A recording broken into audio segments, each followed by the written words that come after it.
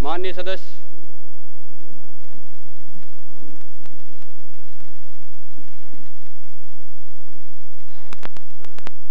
माननीय अध्यक्ष,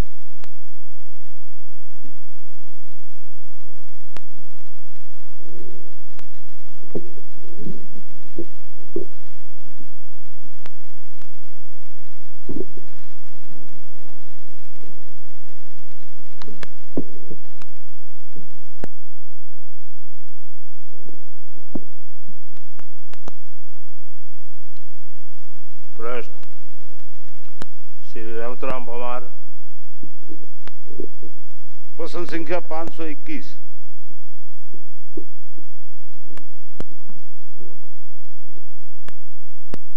माननीय अध्यक्ष महोदय, खंड 1। जी हां, भंग नगर विकास न्यास जयपुर में सहायक निरीक्षकों के पद सर्जित थे एवं उन कर्मचारी भी पदावस्थित थे, किंतु जयपुर विकास प्राधिकरण द्वारा उन्हें पदोन्नति नहीं दी गई।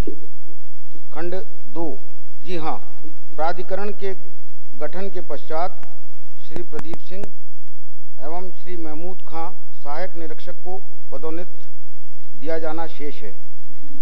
प्रवर्तन शाखा में पदोन्नति के चैनल बाबत अधिसूचना दिनांक 12/6/96 को जारी किए जाने के पश्चात ही पदोन्नति हेतु चैनल उपलब्ध हो पाए हैं, परंतु पदोन्नति इसलिए नहीं दी गई क्योंकि निरीक्षक के पद रिक्त नहीं थे।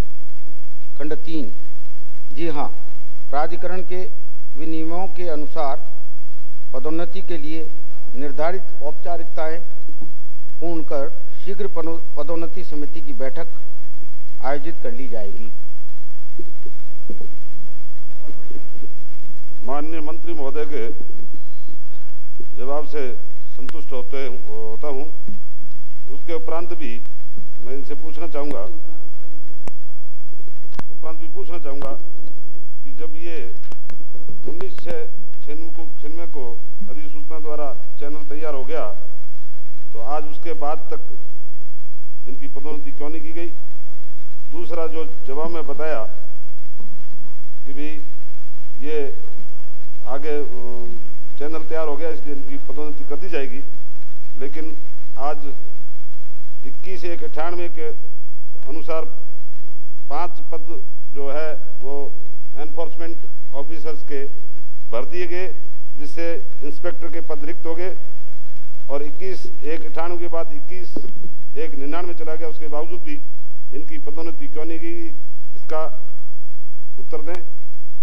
और दूसरा, प्रदीप सिंह और महमूद खां के साथ ये सरकार द्वारा ऐसा सौतेला व्यवहार क्यों किया गया, जबकि इनके 24 साल की सर्विस हो गई और इनको एक भी पदोन्नति नहीं दी गई है।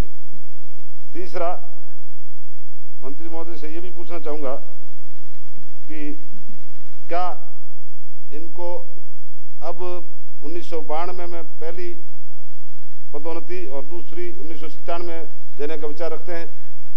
कृपया बताएं। अध्यक्ष महोदय, भंग नगर विकास न्यास में सहायक निरीक्षक के 5 पद थे, जिनमें से 4 पदों पर व्यक्ति कार्य कर रहे थे और 1 पद रिक्त था। माननीय सदस्य जिन 2 व्यक्तियों के लिए बोल रहे हैं, सहायक निरीक्षकों के लिए, मैं आपके माध्यम से निवेदन करना चाहता हूं कि उनको प्रमोशन इसलिए नहीं दिया गया कि इंस्पेक्टर्स की कोई जगह खाली नहीं थी। रिक्त स्थान होने पर ही उनकी पात्रता बनती थी। पात्रता रहते हुए भी उनको पदोन्नत इसलिए नहीं किया जा सकता था, जैसा मैंने बताया कि रिक्त स्थान नहीं थे। डीपीसी हुई 21/1/98 को। उस डीपीसी में 5 इंस्पेक्टर्स के पद को पदोन्नत किया गया, जो कि एनक्रोचमेंट ऑफिसर के पदों पर। अब ये 5 जो जगह खाली हुई है, उस पर जो है मैं माननीय सदस्य को ये आश्वासन देना चाहता हूं कि जब भी डीपीसी बैठेगी, इन पर गुणा व दोष के आधार पर जो है इन पर विचार कर लिया जाएगा पदोन्नति। क्या मंत्री जी बताने की कृपा करेंगे कि जो ये एनफोर्समेंट ऑफिसर से पद जो होते हैं वो किस प्रक्रिया से भरे जाते हैं? 60 30% मेरे नॉलेज के हिसाब से डायरेक्ट लेते हैं प्रतिनियुक्ति पर पुलिस विभाग से, और 40% ये विभागीय पदोन्नति से लेते हैं। इसका भी खुलासा करें और 40% में इनको पदोन्नति दे दी जाएगी, ये आश्वस्त करें। एनफोर्समेंट ऑफिसर के पदों पर 60% तो प्रमोशन पर भरे जाते हैं और 40% डेपुटेशन पर भरे जाते हैं। Next question. वाइस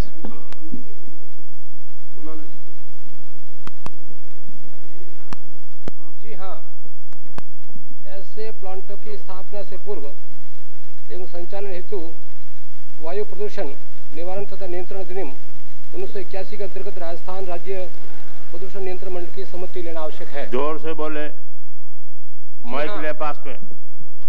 जी हाँ। हाँ। जी हाँ, सेवर बाईपास रोड मंडोली गांव के पास मैसर्स सिंगल बिल्डर्स का एक हॉट मिक्स प्लांट ग्राम नंगला चीलरा में स्थापित है। उक्त प्लांट प्राप्त जानकारी के अनुसार लगभग 3 वर्ष पूर्व स्थापित किया गया है। नंबर 3, उक्त प्लांट से गांव के विद्यालय के बच्चों तथा गांव के लोगों में क्षय रोग होने की कोई अधिकृत सूचना प्राप्त नहीं हुई है। उक्त प्लांट को स्थापित कर चालू करने से पूर्व कोई सम्मति नहीं ली गई है। अतः उक्त प्लांट को हटवाए जाने हेतु वायु प्रदूषण निवारण तथा नियंत्रण अधिनियम 1981 के तहत वायुमंडल में प्रदूषक शक्तियों का प्रयोजन करते हुए नियमानुसार कार्रवाई की जा रही है। माननीय अध्यक्ष महोदय, मेरा पहला प्रश्न था, क्या सही है कि हॉट मिक्स प्लांट डालने से पूर्व पर्यावरण विभाग की स्वीकृति आवश्यक है?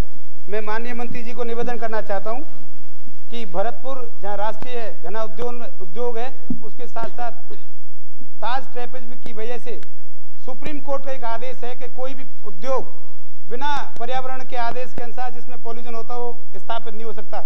आपने ये कहा है कि नियंत्रण मंडल की सम्मति लेना आवश्यक है, तो मैं पहले आपसे पूछना चाहता हूं, क्या फर्म द्वारा प्लांट स्थापना से पूर्व पर्यावरण विभाग से कोई स्वीकृति प्राप्त की गई?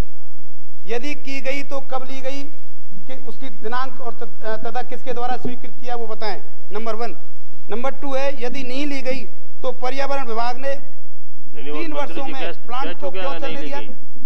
मंत्री जी ने उत्तर में जो है जी भाग 3 में कह दिया कि अनुमति नहीं ली गई थी। नहीं, ये नहीं कहा था उन्होंने, ये कहा सहमति लेना आवश्यक है।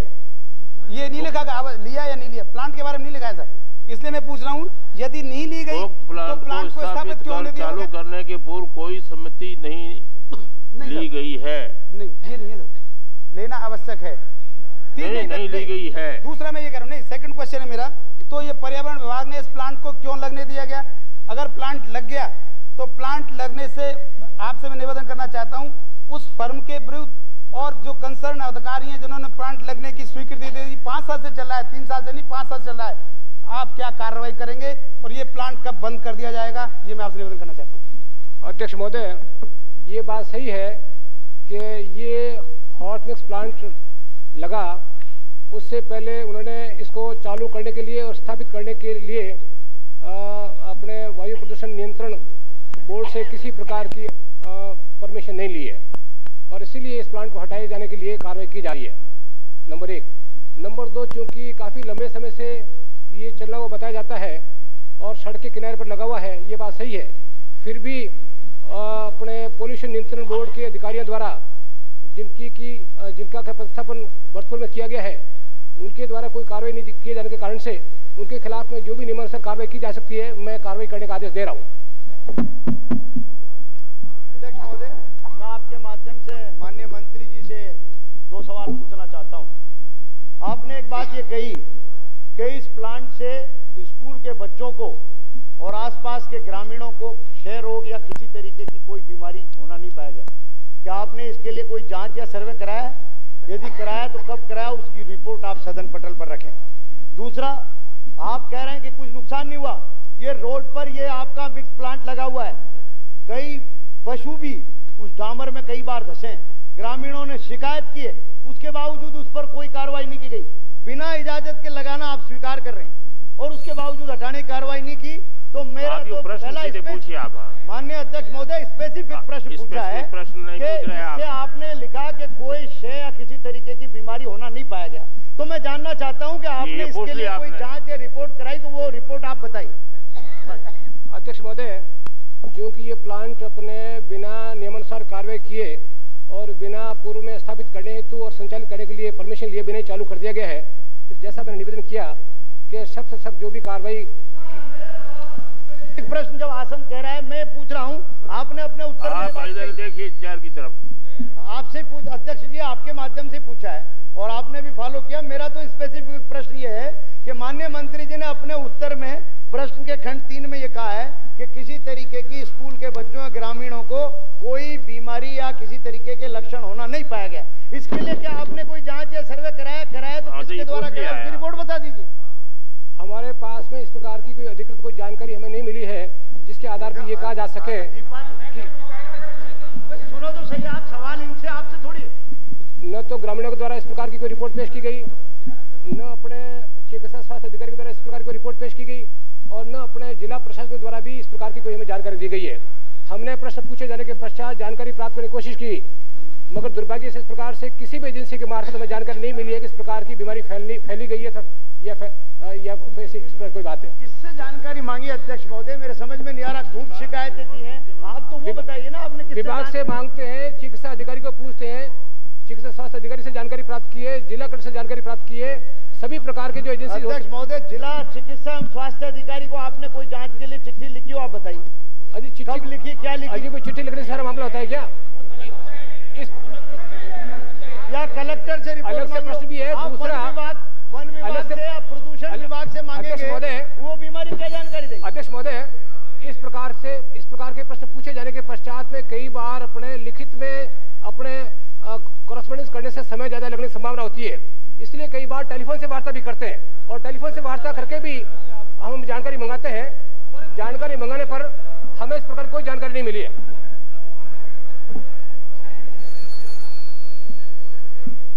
ये देखिए, इसलिए जानकारी प्राप्त की, उसमें ऐसी कोई जानकारी नहीं मिली है। बात ये, जहां तक अपने बिना इजाजत के इस प्रकार को इस प्लांट को चालू कर दिए जाने का प्रश्न है, ये बात सही है। इसलिए इसको बंद कराने के लिए सख्त से सख्त नियमानुसार कार्रवाई की जा रही है। कब तक हो जाएगी? सवाल लोगों के जीवन के कब तक हो जाएगी? कब तक हो जाएगी? लोगों का स्वास्थ्य दूषित हो रहा है। माननीय अध्यक्ष महोदय, प्लांट और हम तो फिर अध्यक्ष महोदय आपके माध्यम से, चलिए सारी बात छोड़िए, मंत्री जी एक बात प्लांट को अब हम इनको जानकारी उपलब्ध करा देंगे कि इन लोगों में ये इन्फेक्शन पाया गया और ये नुकसान हुआ है, तब ये क्या कार्रवाई करेंगे, ये बता दें।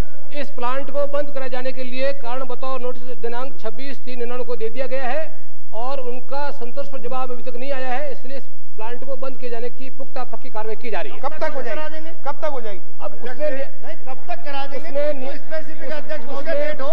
5 साल से चल रहा है, अवैध रूप से चल रहा है, बिना इजाजत चल रहा है, आप स्वीकार कर रहे हैं, आप फिर बंद कब तक करा देंगे? नियमानुसार प्रक्रिया को पूरा करने के पश्चात प्लांट को शीघ्र बंद करवा दिया जाएगा। अध्यक्ष श्री शिवराज सिंह जी।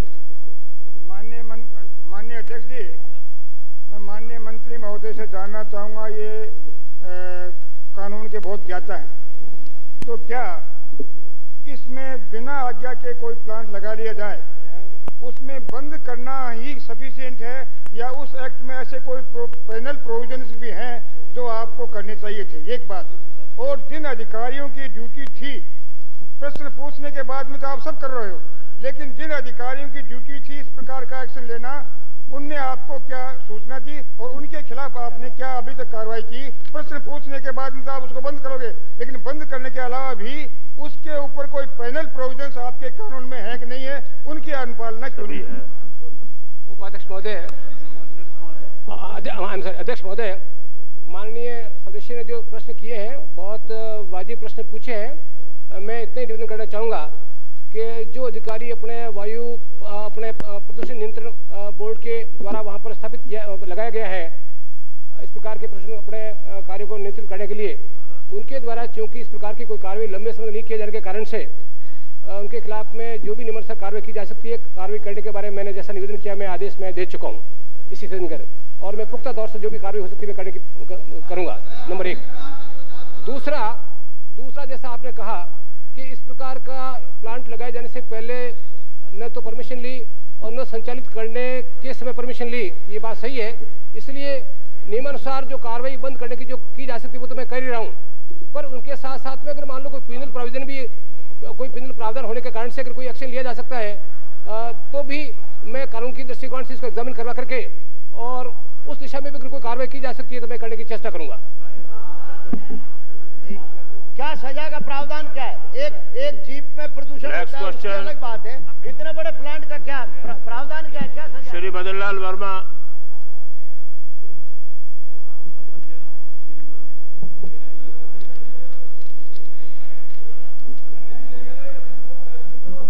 ऊर्जा मंत्री जी ले गए, कहाँ ले गए? श्री खेमराज कटारा।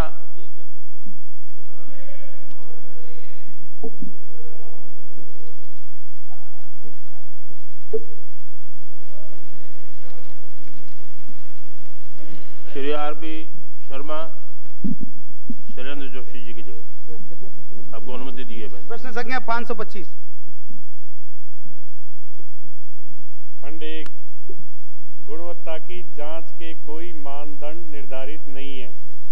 खंड 2, यदि गुणवत्ता के कोई मानदंड निर्धारित नहीं है यद्यपि परंतु संदेह होने एवं शिकायत प्राप्त होने पर जांच अवश्य की जाती है। खंड 3, उपभोक्ता संघ ने अपनी क्रय प्रक्रिया बनाई हुई है जिसकी प्रति संलग्न है। क्रय प्रक्रिया के तहत अधिकृत क्रय समिति द्वारा बाजार भाव में वस्तु की गुणवत्ता व ग्राहकों की मांग को मद्देनजर रखते हुए खरीद की जाती है। खंड 4, जी हाँ, उपभोक्ता संघ की दुकानों पर साबुन के सभी अच्छे ब्रांड विक्रय हेतु उपलब्ध है यथा Lux, Hamam, Rexona, Palmolive, Santoor, premium, Pears, Camay, Cinthol आदि। माननीय अध्यक्ष महोदय, जैसा कि माननीय मंत्री जी ने कहा कि गुणवत्ता की जांच का कोई मापदंड निर्धारित नहीं है, मैं आपसे निवेदन करना चाहता हूं कि जब माल परचेज करते हैं उसके लिए माल खरीदने से पहले क्या मापदंड क्या है आपके, किस आधार पर आप माल खरीदते हैं, कौन सी क्वालिटी है, उस क्वालिटी में कौन सा किससे हम खरीदेंगे, उसका बारे में आपने कोई जिक्र नहीं किया। साथ ही साथ आपने कहा कि संदेह होने पर, शिकायत प्राप्त होने पर हम जांच करते हैं। तो कितनी बार कितनी शिकायत आपको पिछले वर्षों में प्राप्त हुई और उन शिकायतों में कितनी जांच में आपने गुणवत्ता की क्वालिटी खराब पाई गई, अच्छी पाई गई, क्या कोई इस पर आपका रिपोर्ट है क्या? अध्यक्ष महोदय, इस संस्था के जो अध्यक्ष महोदय, जैसा कि माननीय सदस्य ने कहा गुणवत्ता की जांच के बारे में, इसकी शिकायत विभाग को अब तक कोई मिली नहीं है। वैसे जो हमारी क्रय प्रक्रिया है, हम कोई खुदरा व्यापारियों से सामान नहीं खरीदते हैं। स्टॉक की जो बड़े व्यापारी होते हैं जिनके पास स्टॉक होता है, वहाँ पर बाजार में अच्छे कंपटीशन से, अच्छी कंपनियों से सामान खरीदते हैं। जब हमारे पास अच्छा माल होगा तभी हमारे पास उपभोक्ता आएगा। यदि माल मार्केट से हमारे पास हल्की क्वालिटी का होगा तो हमारे भंडार पर खरीदने कोई नहीं आएगा। इसलिए अच्छी क्वालिटी के सामान हम मार्केट से खरीदते हैं। जब उपभोक्ता को हमारे पास फायदा होगा तो हमारे पास खरीदने आएगा। इसलिए माल का मानदंड निर्धारित करना, कोई शिकायत इस तरह की उपभोक्ताओं की आई नहीं है, इसलिए कोई जांच हमने इसकी करवाई नहीं। शिकायत यदि कोई आएगी तो हम जांच कराने को तैयार हैं। नहीं, माननीय अध्यक्ष महोदय, मैं प्रश्न साफ पूछना चाह रहा हूं, क्या पिछले 3 वर्षों में कोई शिकायत प्राप्त नहीं हुई क्वालिटी के संबंध में? जिसने प्रश्न पूछा है शैलेंद्र जोशी जी ने, वो है नहीं यहाँ। उनका कहना यह है कि पिछले समय में बराबर आरसीसीएफ में जो है शिकायतें आती रही हैं इस बात के लिए कि माल खराब खरीदा गया है। और मुझे इस बात का कहने में कोई संकोच नहीं है कि आपके यहाँ जो स्टॉक है, उस स्टॉक में जो पूरा माल है वो यूजेबल नहीं है, उसमें डेड स्टॉक है। तो मैं आप क्या बताने कृपा करेंगे कि जो आप क्या इस बात की गारंटी देते हैं कि जो आपने 31/3/98 को 31/3/99 को जो स्टॉक है वो पूर्ण स्टॉक जो है क्वालिटी सहित है, उसमें कोई माल खराब नहीं है, कोई माल खराब नहीं खरीदा गया, ये कहने में आप सक्षम हैं क्या मंत्री जी? इसमें निवेदन करना चाहता हूं कि उसमें आप कृपया जांच करवाएं और जांच करवाने पर आपको निश्चित रूप से मैं कह सकता हूं उसमें इस तरह का माल खरीदा गया है जिसकी क्वालिटी खराब है, जिसकी वैल्यू जो है सेल्स वैल्यू बिल्कुल नहीं है। ये मैं आपसे क्या आप जांच करने की कृपा करेंगे कि स्टॉक सर्विसेबल है, यूजेबल है, उसकी मार्केट वैल्यू पूरी है? प्रश्न पूछिए। माननीय सदस्य, कौन कौन से आइटम की क्वालिटी खराब है और किसने शिकायत की बता दें तो मैं जांच कराने को तैयार हूँ। नहीं, ये अगर मैं आपसे निवेदन कर रहा हूं कि आपके पास कौन कौन से, आप ये कह रहे हैं कि पूरा माल आपका सही है, क्या आप सर्टिफिकेट दे रहे हैं इस बात के लिए? माल आप सदन में इस बात के लिए कह रहे हैं कि आपके स्टॉक में रहती है उसमें कोई माल खराब नहीं है? मैं ये पूछ रहा हूँ, मैं आपसे पूछना चाहता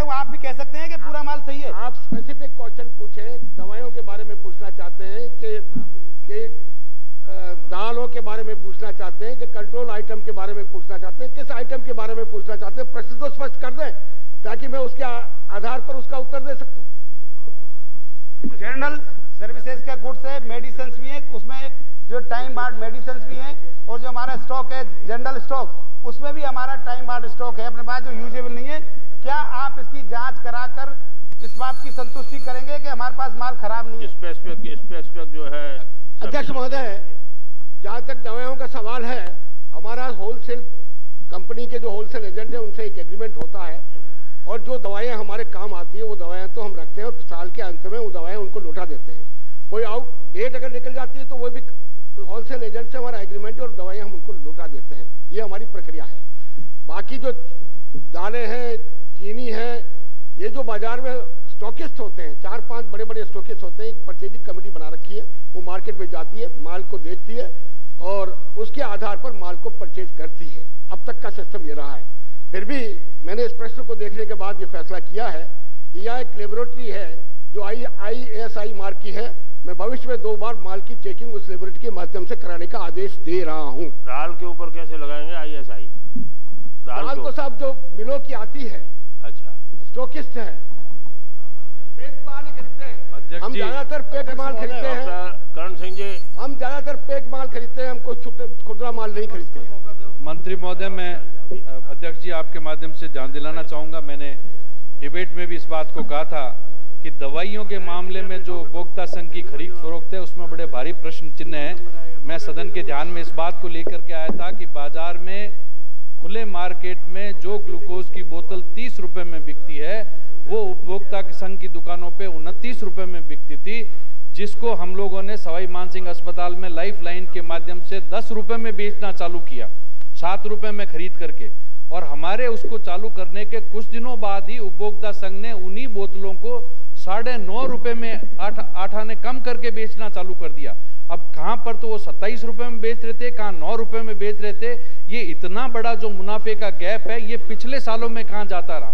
मैं एक बड़ा सीधा प्रश्न आपसे पूछना चाहूंगा कि उपभोक्ता वस्तुओं में और दवाइयों में जो मैक्सिमम रिटेल प्राइस है ये तय कौन करता है? आप इसके बारे में मुझे बताएं कि ये रिटेल प्राइस हम तय करते हैं या इस रिटेल प्राइस को तय करने की कोई गवर्नमेंट एजेंसी है? जहां तक मेरी जानकारी है, इन रिटेल प्राइसेस को केमिस्ट एसोसिएशन तय करती है। वो दवा विक्रेताओं को, बड़ी कंपनियों को कहती है कि इसके ऊपर मैक्सिमम रिटेल प्राइस अगर आप 35 रुपए लिखेंगे तो हम इस चीज को बेचेंगे बाजार में, चाहे वो चीज 5 रुपए की हो या, और उसी चीज को जो दवा कंपनी उस बात के लिए एग्री नहीं करती उसकी दवा को मार्केट में नहीं आने देते।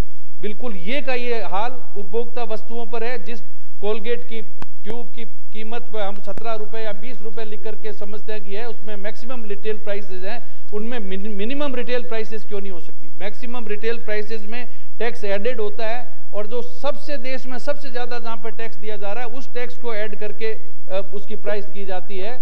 मेरा खास तौर पे ध्यान यही दिलाने का है कि आपकी जो खरीद फरोख्त करने वाली जो कमेटी है, क्या उसमें दवा खरीदने वाले में कोई डॉक्टर है क्या, जो इस विषय का ट्रेंड आदमी जो फार्मेसी से ट्रेंड किया हो, जो ये दे सके कि किस दवा की कीमत, क्योंकि इनमें बड़ा भारी मुनाफा है। तो मैं ये जानना चाहूंगा, एक तो कि जो मैंने आपके ध्यान में लाया पीछे ग्लूकोज की बोतल और दवाइयों की कीमतों में, उसके बारे में कोई जांच आप करवा रहे हैं? और दूसरा, क्या अपनी खरीद फरोख्त वाले में किसी विशेषज्ञ डॉक्टरों की नियुक्ति है, और नहीं है तो क्या भविष्य में आप ऐसी कोई नियुक्ति करेंगे? अध्यक्ष महोदय, एक मैं भी पूछ लूं इसके साथ ही, आपकी इजाजत हो तो। माननीय मंत्री महोदय, कृपया ये बताने की आप कृपा करें कि जो दवाइयाँ आपने जैसा कि कहा स्टॉकिस्ट से लेते हैं और उनको हम वर्ष के अंत में नहीं बिकती उन्हें दे देते हैं वापस, टाइम बार्ड होती है उनको भी, एक्सपायरी डेट वालों को भी दे देते हैं, ये खतरा आप क्यों मोल लेते हैं? क्योंकि वो तो उस पर लेवल दूसरा लगा के फिर किसी को दे देंगे, आप उन्हें डिस्ट्रॉय क्यों नहीं करते? उन्हें डिस्ट्रॉय करनी चाहिए। टाइम एक्सपायरी डेट की सारी दवाइयाँ आपको डिस्ट्रॉय करनी चाहिए बजाय उनको देने के। ये खतरा आप मोल क्यों लेते हैं? जहां तक बहरोड से आने वाले माननीय सदस्य का प्रश्न है, परचेज कमेटी में चिकित्सा विभाग के मनोनीत एक विशेषज्ञ डॉक्टर को हमने रखा हुआ है और उनकी सलाह के आधार पर ही हम दवाओं की परचेज करने का फैसला करते हैं। कौन सी कंपनी की दवाएं ठीक रहती है, कौन सी कंपनी की ठीक रहेगी। इसी तरह से आयुर्वेद की जो दवाएं खरीदते हैं उसमें भी हमने आयुर्वेद विभाग की अधिकारी को उस पर रखा हुआ है, उनकी सलाह से हम मार्केट बात खरीदते हैं। जहाँ तक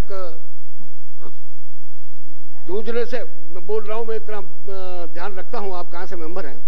जहाँ तक जूझने से आने वाले माननीय सदस्य का प्रश्न है कि जो दवाइयाँ टाइम बार्ड हो जाती है, ऐसी दवाइयों को डिस्ट्रॉय करनी चाहिए। ऐसी दवाइयों को डिस्ट्रॉय करने के लिए निश्चित रूप से आपका जो सुझाव है उचित है, और मैं विभाग को आदेश दूंगा कि ऐसी दवाएं जो टाइम बार्ड हो गई है उसको, जिनसे हमने खरीदारी का एग्रीमेंट किया उसमें ये एग्रीमेंट किया जाएगा कि अगर वो दवाइयां टाइम बार्ड हो जाएगी तो उन दवाइयों को हम निश्चित रूप से डिस्ट्रॉय करने के अधिकारी होंगे, ऐसा फैसला हम करेंगे। Next question Shri Madan Dilawar 526।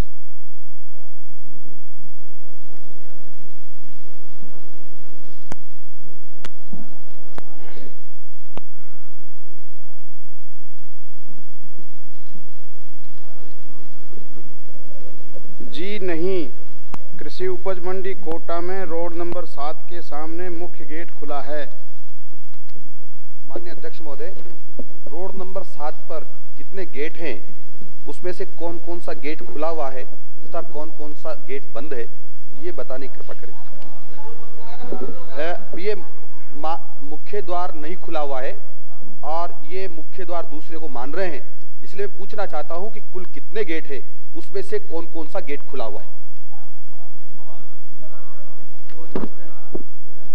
माननीय अध्यक्ष महोदय, एक ही गेट है, वो ही खुला रहता है।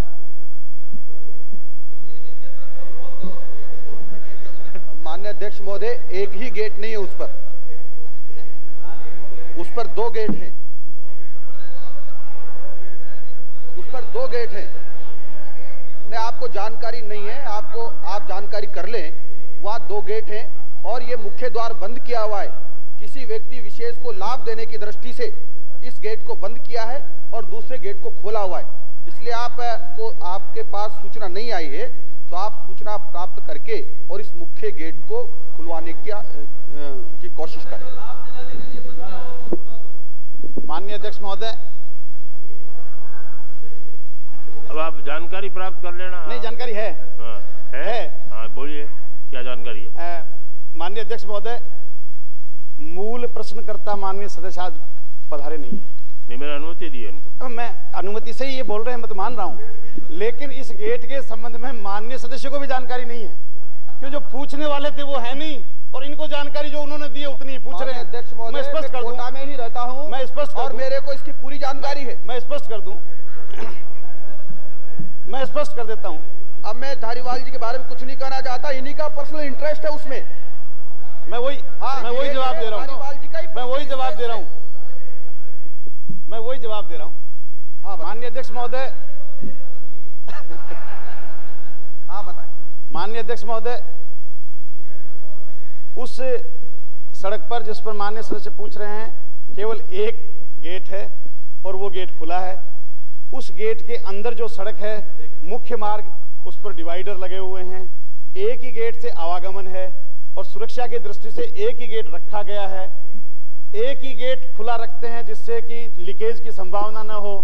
वहां पर चौकी भी लगी हुई है जहां परमानेंट स्टाफ बैठता है, इसलिए माननीय सदस्य को जानकारी दे दूं, एक ही गेट है और वो खुला है, कहीं किसी प्रकार का बंद नहीं है।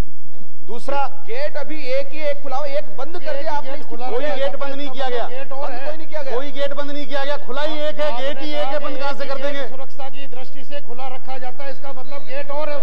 एक ही गेट है, एक गेट खुला है, कोई गेट बंद नहीं किया गया है। आपने कहा अभी कि एक ही गेट सुरक्षा की दृष्टि से खुला रखा जाता है। एक ही गेट है और एक ही गेट रखते हैं खुला, जिससे कि दूसरा गेट खोलें तो लीकेज ना हो, इसलिए दूसरा कोई गेट नहीं है। महोदय, मेरी जानकारी के अनुसार 2 गेट हैं और एक गेट को इन्होंने बंद कर दिया है और एक गेट को खोला हुआ है। एक ही मैं निवेदन करना चाहता हूं आपके माध्यम से कि माननीय अध्यक्ष महोदय, सूचना प्राप्त करके कर लें। अगर माननीय सदस्य अधिक पूछना चाहते हैं तो मैं और खुलासा कर देता हूं। शायद इनको ये गलतफहमी है कि उसमें कोई दूसरा गेट है। वास्तविकता ये है कि सीनियर टाउन प्लानर ने जब नक्शा बनाया था तो एक गेट और चिन्हित किया था कि यहां भी गेट रखा जाए तो ठीक है। वो गेट न तो कभी खुला, दीवार खिंची हुई है, गेट कभी बना नहीं है। दूसरा कारण माननीय सदस्य को यदि ये आवश्यकता हो कि दूसरा और गेट खुलाने से उसके सामने वाली दुकानों को आप लाभ देना चाहते हो, व्यक्तिगत कोई आपका इंटरेस्ट हो तो मुझे चैम्बर में बता दे, उस पर मैं विचार कर सकता हूं। जानते हैं और इसलिए वो दूसरे गेट क्यों नहीं बनाया वो भी आप जानते हैं। केवल एक गेट है वो खुला है, दूसरा गेट आप जो खुलने की बात करते हो वहां गेट नहीं है, वहां कुछ दुकानदार है जो आप पर प्रेशर क्रिएट करते होंगे और वो जो दुकानदार लाभ लेना चाहते हैं उस दृष्टि से आपने प्रश्न रखा होगा, क्योंकि मूल प्रश्नकर्ता दूसरे, आपको पूरी जानकारी नहीं। दूसरा गेट नहीं बनाया, इसका मतलब गेट एक ही है। नेक्स्ट क्वेश्चन वृद्धि चंद जैन।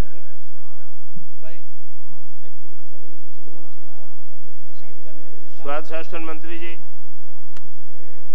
अध्यक्ष महोदय, खंड 1, गत 5 वर्षों में नगर निगम परिषद पालिकाओं की चुंगी से अर्जित आय की सूची नगर पालिका एवं वर्षवार सदन की मेज पर रख दी गई है। खंड 2, चुंगी हटाने के बाद बिक्री कर पर सरचार्ज 1 अगस्त 1998 से लागू किया गया है।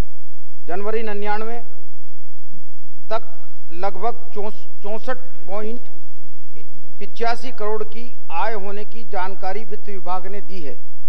खंड 3, चुंगी समाप्ति के निर्णय को पालिकाओं की आय की कमी होने से परिप्रेक्ष्य में नहीं देखा जा सकता, क्योंकि तत्कालीन सरकार ने प्रतिवर्ष 10% वृद्धि के साथ क्षतिपूर्ति की भरपाई का निर्णय लिया था एवं सरकार माहवारी किस्तों में क्षतिपूर्ति का पुनर्भरण कर रही है। पालिकाओं की क्षति की राशि के लिए उनके द्वारा वित्तीय वर्ष 1997-98 में प्राप्त चुंगी की आय को आधार बनाया गया है। खंड 4, चुंगी कर की समाप्ति का प्रदेश का व्यवसायी वर्ग भी पक्षधर था, इसलिए व्यापारी वर्ग को इस कर की समाप्ति से सुविधा तो हुई है, लेकिन आर्थिक दृष्टि से इससे किस पक्ष को लाभ हुआ है इसका आंकलन सामयिक दृष्टि से संभव नहीं है। अध्यक्ष महोदय, चुंगी कर के हटने से और बिक्री करके सरचार्ज के लगाने से राज्य सरकार को कितना जो है वित्तीय भार पड़ा है, प्रश्न। और दूसरा प्रश्न यह है कि ऐसी भी नगर पालिकाएं एवं नगर निगम हैं जिनके कर्मचारियों को तनख्वाह चुकानी भी मुश्किल होती थी, उनकी अब क्या स्थिति है और उनकी स्थिति को सुदृढ़ करने के लिए आप क्या प्रयास कर रहे हैं? अध्यक्ष महोदय, चुंगी की समाप्ति के बाद राज्य सरकार ने 1/8/98 के बाद ही मासिक तौर पर नगर पालिकाओं को, परिषदों को, निगमों को आर्थिक सहायता देना चालू किया और वो 265 करोड़ रुपए साल के राज्य सरकार इनको दे रही है, जो कि मासिक किस्तों के रूप में 24 करोड़ 29 लाख और 20 हजार रुपया करीब करीब पड़ता है। जितनी चुंगी आती थी 1997-98 तक, उसको आधार मानते हुए यह तय किया गया कि जितनी चुंगी जिस नगर पालिका में आती है उसका हर साल 10% बढ़ा करके उनको मासिक किस्तों के बतौर दे दी जाती है। यहाँ तक माननीय सदस्य ने ये पूछा है कि इससे चुंगी से जो है, चुंगी समाप्त करने के बाद नगर पालिकाओं की आर्थिक स्थिति डगमगा गई है। निश्चित तौर पर इसका सरकार की मान्यता यह है कि इसमें चुंगी समाप्ति के बाद नगर पालिकाओं की आर्थिक स्थिति में कोई विशेष फर्क नहीं पड़ा। उसका कारण यह है अध्यक्ष महोदय, यूं नहीं पड़ा कि जितनी चुंगी वो प्राप्त करते थे उतनी उससे 10% बढ़ा करके सरकार उनको मासिक किस्त के ऊपर तोड़ दे रही है, जबकि चुंगी वसूली में जो उनका एडमिनिस्ट्रेटिव खर्च आता था, छपाई का आता था, गाड़ी घोड़े जो दौड़ते थे, वो और खत्म हो गए, उनसे और उनकी बचत हुई है। तो मुझे जवाब दे लें दो, आप मुझे पूरा जवाब दे लें दो, फिर आप एक एक पूछ लेना। जवाब दे रहे हैं। दूसरा सवाल जो आपने पूछा है कि पालिकाओं की तनख्वाह के बाबत पहले की क्या स्थिति थी, तो अध्यक्ष महोदय मैं आपसे निवेदन करना चाहता हूं कि करीब चुंगी समाप्ति के पूर्व 41 नगर पालिकाएं ऐसी थी जो कि विशेष तौर पर कमजोर स्थिति जिनकी मानी जाती थी, और करीब 87 नगर पालिकाएं ऐसी थी जो कि कमजोर, जिनकी आर्थिक स्थिति बड़ी कमजोर थी, बल्कि राज्य सरकार को इनमें से कई नगर पालिकाओं की तनख्वाह चुकाने के लिए भी चुंगी समाप्ति के पूर्व भी जो है राज्य सरकार को राशि देनी पड़ती थी, आर्थिक मदद देनी पड़ती थी। अध्यक्ष महोदय, प्रश्नकर्ता। अध्यक्ष महोदय, ये चुंगी कर में जो लगे हुए कर्मचारी थे, उन कर्मचारी जो है वो बिल्कुल निठल्ले हैं और उनकी कोई सेवाओं का प्रयोग नहीं किया जा रहा है। तो इस संबंध में आप क्या कदम उठा रहे हैं?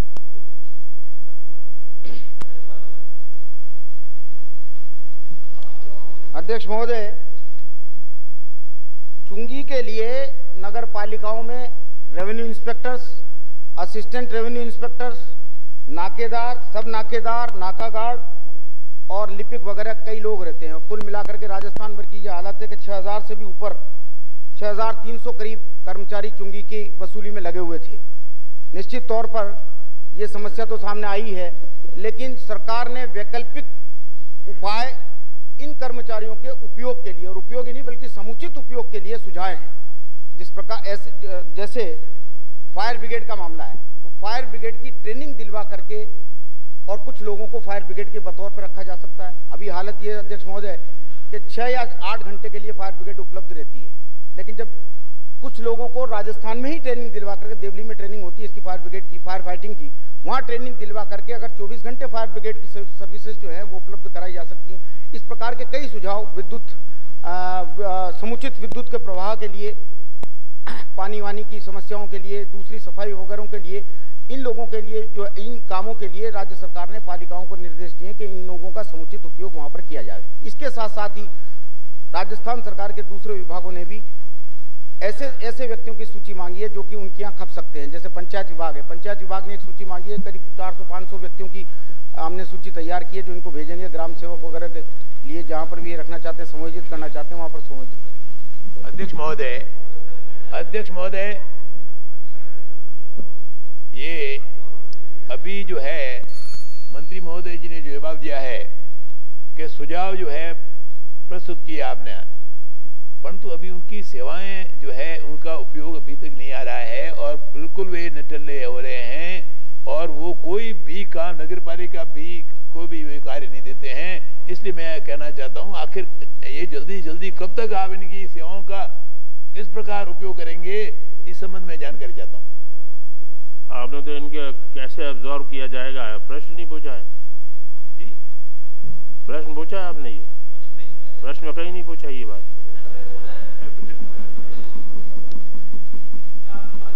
मंत्री जी से जानना चाहूंगा, अभी आपने जैसा बताया कि जो चुंगी से आय होने वाली थी, प्रति वर्ष 10% की बढ़ोतरी के साथ उसकी भरपाई की जाएगी।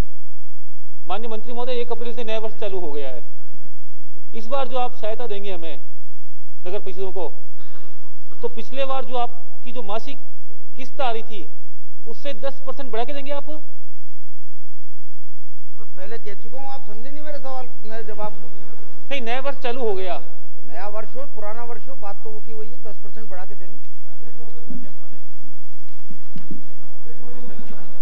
आपकी आज्ञा हो तो पूछूं अध्यक्ष महोदय? हाँ पूछिए।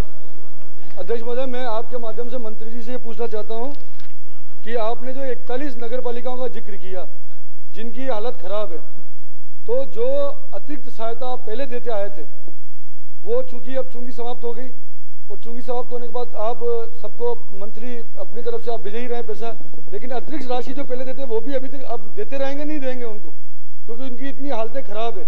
आप तो कह देंगे हम महीने के पैसे भेज रहे हैं, लेकिन जो अतिरिक्त राशि पहले सरकार जो मदद करती है उनकी तनख्वाह बंटवाने में या दूसरे किसी काम में, उसको भी भविष्य में देने का विचार रखते हैं कि नहीं रखते हैं?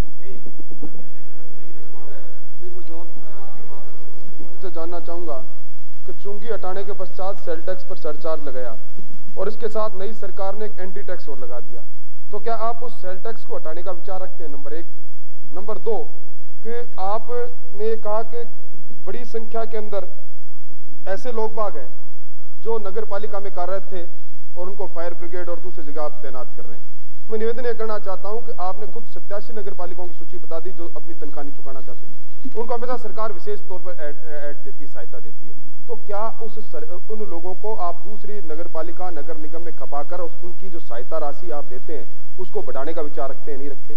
और एंट्री टैक्स वाली आप बात बताइए। एंट्री टैक्स वाली बात ऐसे संबंध नहीं है, वित्त मंत्री जी उसका उत्तर वित्त मंत्री जी दे सकते हैं। पहले तो एंट्री टैक्स पास करवाओ आप यहाँ, फिर उसके बाद में बात करें। मेरा जवाब दो ना, वो 48 नगर पालिकाओं का बजट की जो अतिरिक्त राशि उपलब्ध कराते हैं आप उनको कराएंगे नहीं कराएंगे? क्षतिपूर्ति का जो है आधार वो पर वो उन्होंने पूछा था 10% जो इंक्रीज है। अतिरिक्त मदद काहे के लिए चाहते हैं आप? वो तो निश्चित तौर पर जो जितनी भी नगर पालिकाएं हैं उनकी आर्थिक स्थिति की समीक्षा की जाएगी और समीक्षा के बाद में जो नगर पालिकाएं विशेष तौर पर आर्थिक दृष्टि से कमजोर हैं उनके लिए कुछ अलग से प्रोविजन नेक्स्ट क्वेश्चन मासिक, उसके अलावा सुश्री मीनाक्षी। अध्यक्ष महोदय, योजना में दिया जाता है, अध्यक्ष महोदय, माननीय अध्यक्ष महोदय, मंत्री महोदय से पूछना चाहता हूँ। अध्यक्ष महोदय, सुश्री मीनाक्षी। अध्यक्ष महोदय, अनुपस्थित श्री राम सिंह कसवा।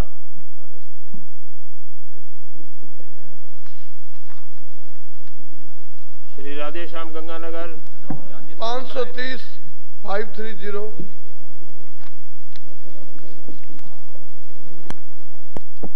माननीय अध्यक्ष महोदय, श्री गंगानगर जिले में वर्ष 93 में सर्वे कराया गया था।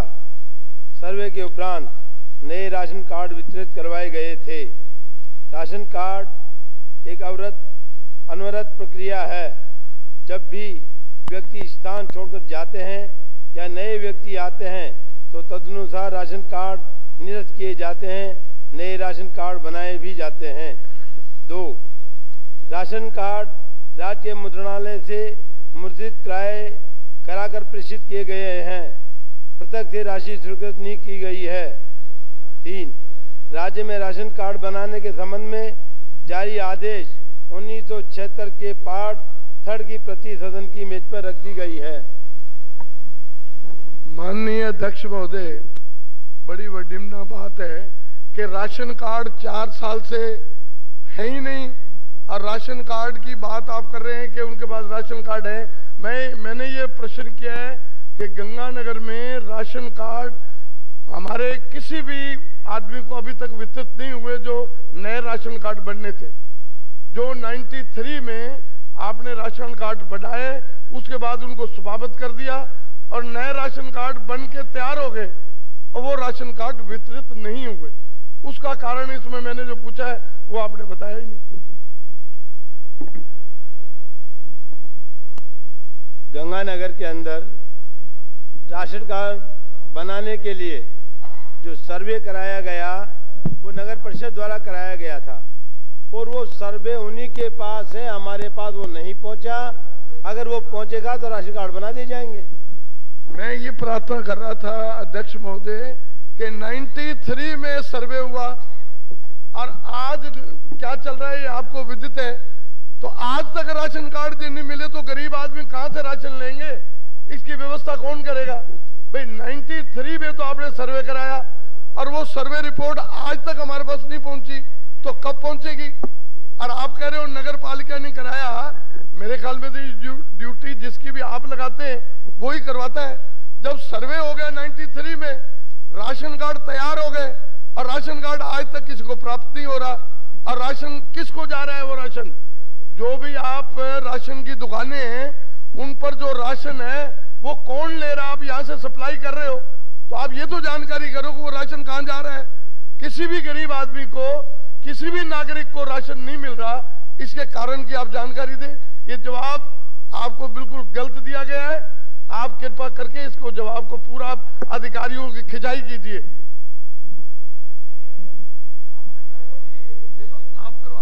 1993 के सारे कार्ड जो बने थे वो बांट दिए गए हैं और अगर इसके बावजूद भी आप कहते हो कि जवाब गलत दिलवाया गया है तो जिनने जवाब गलत दिया है उसके खिलाफ सख्त कार्रवाई करूंगा और उनको सख्त से सख्त सजा दिलाऊंगा।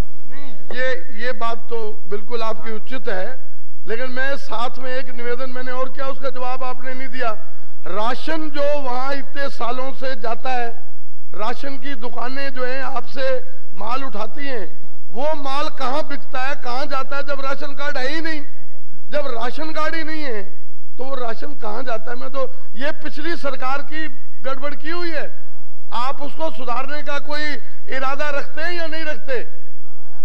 इसकी जांच करवा लेंगे और जांच में जो भी होगा उसकी कार्रवाई कर देंगे और आपसे भी सुझाव ले लेंगे और नए ये सख्त कार्रवाई की जल्दी कर देंगे।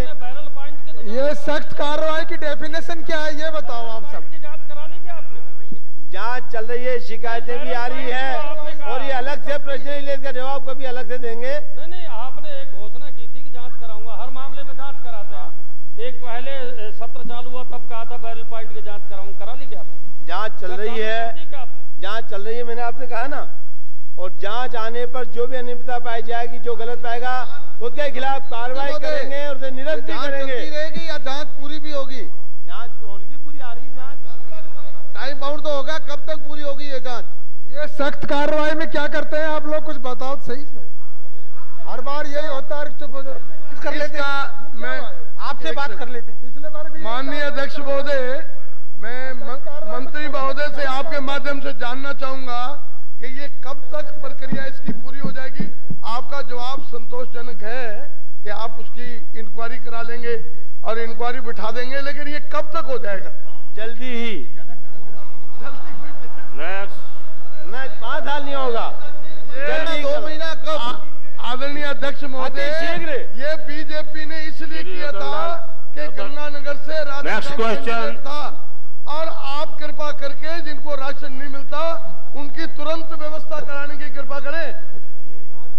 गंगानगर आने वाले मान्य सदस्य को पूर्ण संतुष्ट करेंगे और जल्दी से जल्दी कार्रवाई करेंगे। नेक्स्ट क्वेश्चन श्री रतनलाल तांबी,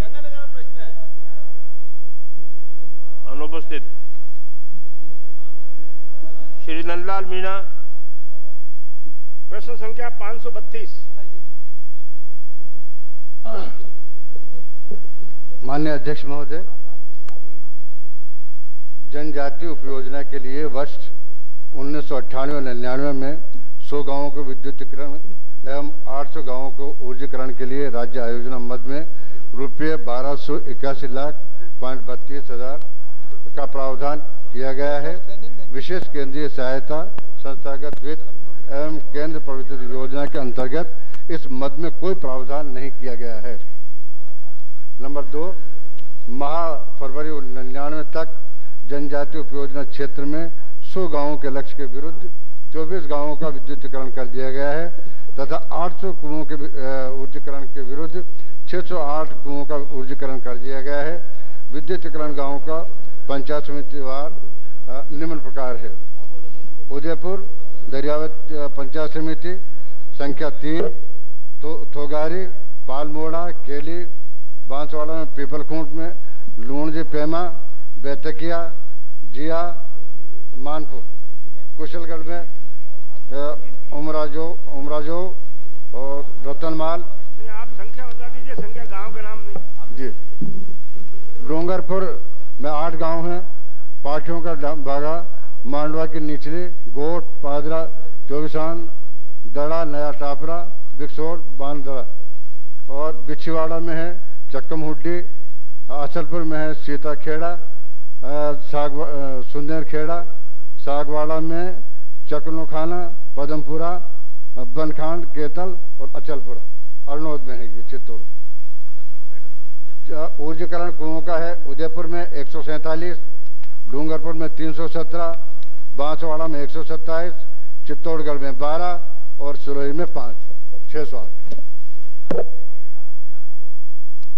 अध्यक्ष महोदय, 98-99 के बजट में आदिवासी उपजिला क्षेत्र में आने वाली 14 पंचायत समितियों के लिए 100 गांवों का विद्युतीकरण करना था और उसकी एवज में केवल 24 गांव अब तक विद्युतीकृत किए गए हैं। वो तो रिप्लाई में ही दे रहे हैं, 24% दे रहे हैं। तो आप और जिन पंचायत समितियों का हवाला जिला वाइज माननीय मंत्री महोदय ने इस प्रश्न के उत्तर में दिया है, जिसमें उदयपुर जिले की केवल दरियावत, डूंगरपुर जिले की डूंगरपुर, बिछीवाड़ा और आसपुर और सागवाड़ा, चित्तौड़गढ़ जिले की प्रतापगढ़, सिरोही जिला और उदयपुर जिले की अधिकांश पंचायत समितियों का नाम नहीं है। मैं मंत्री महोदय से यह जानना चाहता हूं कि जिन 100 गांवों को इस वर्ष पिछले वित्तीय वर्ष में विद्युत की राशि के लिए उनके द्वारा वित्तीय वर्ष 1997-98 में प्राप्त चुंगी की आय को आधार बनाया गया है। खंड 4, चुंगी कर की समाप्ति का प्रदेश का व्यवसायी वर्ग भी पक्षधर था, इसलिए व्यापारी वर्ग को इस कर की समाप्ति से सुविधा तो हुई है, लेकिन आर्थिक दृष्टि से इससे किस पक्ष को लाभ हुआ है, इसका आंकलन सामयिक दृष्टि से संभव नहीं है। अध्यक्ष महोदय, चुंगी कर के हटने से और बिक्री कर के सरचार्ज के लगाने से राज्य सरकार को कितना जो है वित्तीय भार पड़ा है, प्रश्न। और दूसरा प्रश्न यह है कि ऐसी भी नगर पालिकाएं एवं नगर निगम हैं जिनके कर्मचारियों को तनख्वाह चुकानी भी मुश्किल होती थी, उनकी अब क्या स्थिति है और उनकी स्थिति को सुदृढ़ करने के लिए आप क्या प्रयास कर रहे हैं? अध्यक्ष महोदय,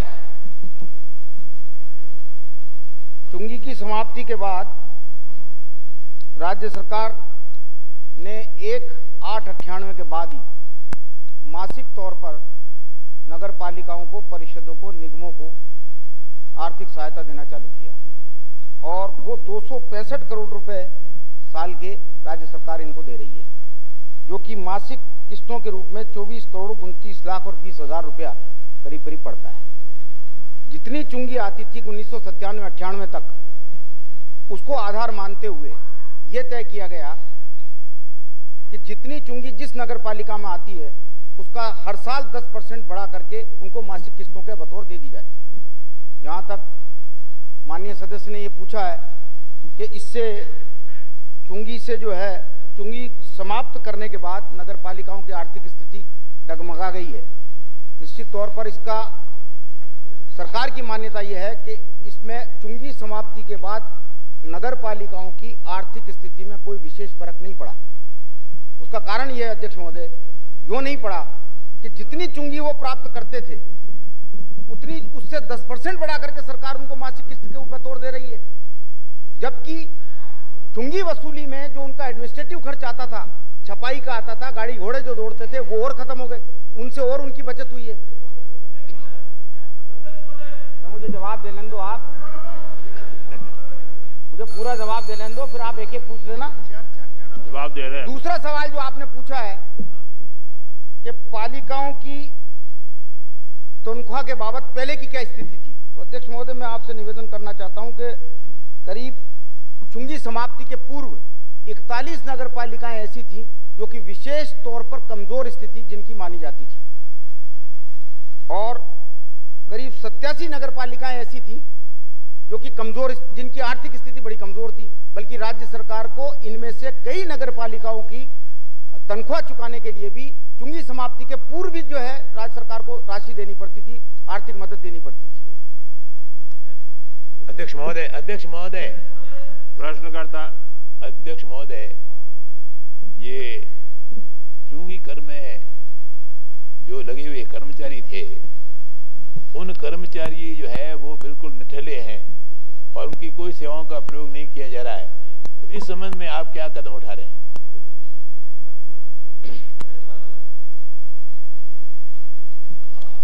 अध्यक्ष महोदय, चुंगी के लिए नगर पालिकाओं में revenue inspectors, assistant revenue inspectors, नाकेदार, सब नाकेदार, नाका गार्ड और लिपिक वगैरह कई लोग रहते हैं। कुल मिलाकर के राजस्थान भर की यह हालत है कि 6000 से भी ऊपर, 6300 करीब कर्मचारी चुंगी की वसूली में लगे हुए थे। निश्चित तौर पर यह समस्या तो सामने आई है, लेकिन सरकार ने वैकल्पिक उपाय इन कर्मचारियों के उपयोग के लिए, और उपयोग ही नहीं बल्कि समुचित उपयोग के लिए सुझाए हैं। जिस प्रकार जैसे फायर ब्रिगेड का मामला है, तो फायर ब्रिगेड की ट्रेनिंग दिलवा करके और कुछ लोगों को फायर ब्रिगेड के बतौर पर रखा जा सकता है। अभी हालत ये अध्यक्ष महोदय कि 6 या 8 घंटे के लिए फायर ब्रिगेड उपलब्ध रहती है, लेकिन जब कुछ लोगों को राजस्थान में ही ट्रेनिंग दिलवा करके, देवली में ट्रेनिंग होती है इसकी फायर ब्रिगेड की, फायर फाइटिंग की, वहाँ ट्रेनिंग दिलवा करके अगर 24 घंटे फायर ब्रिगेड की सर्विसेज जो है वो उपलब्ध कराई जा सकती हैं।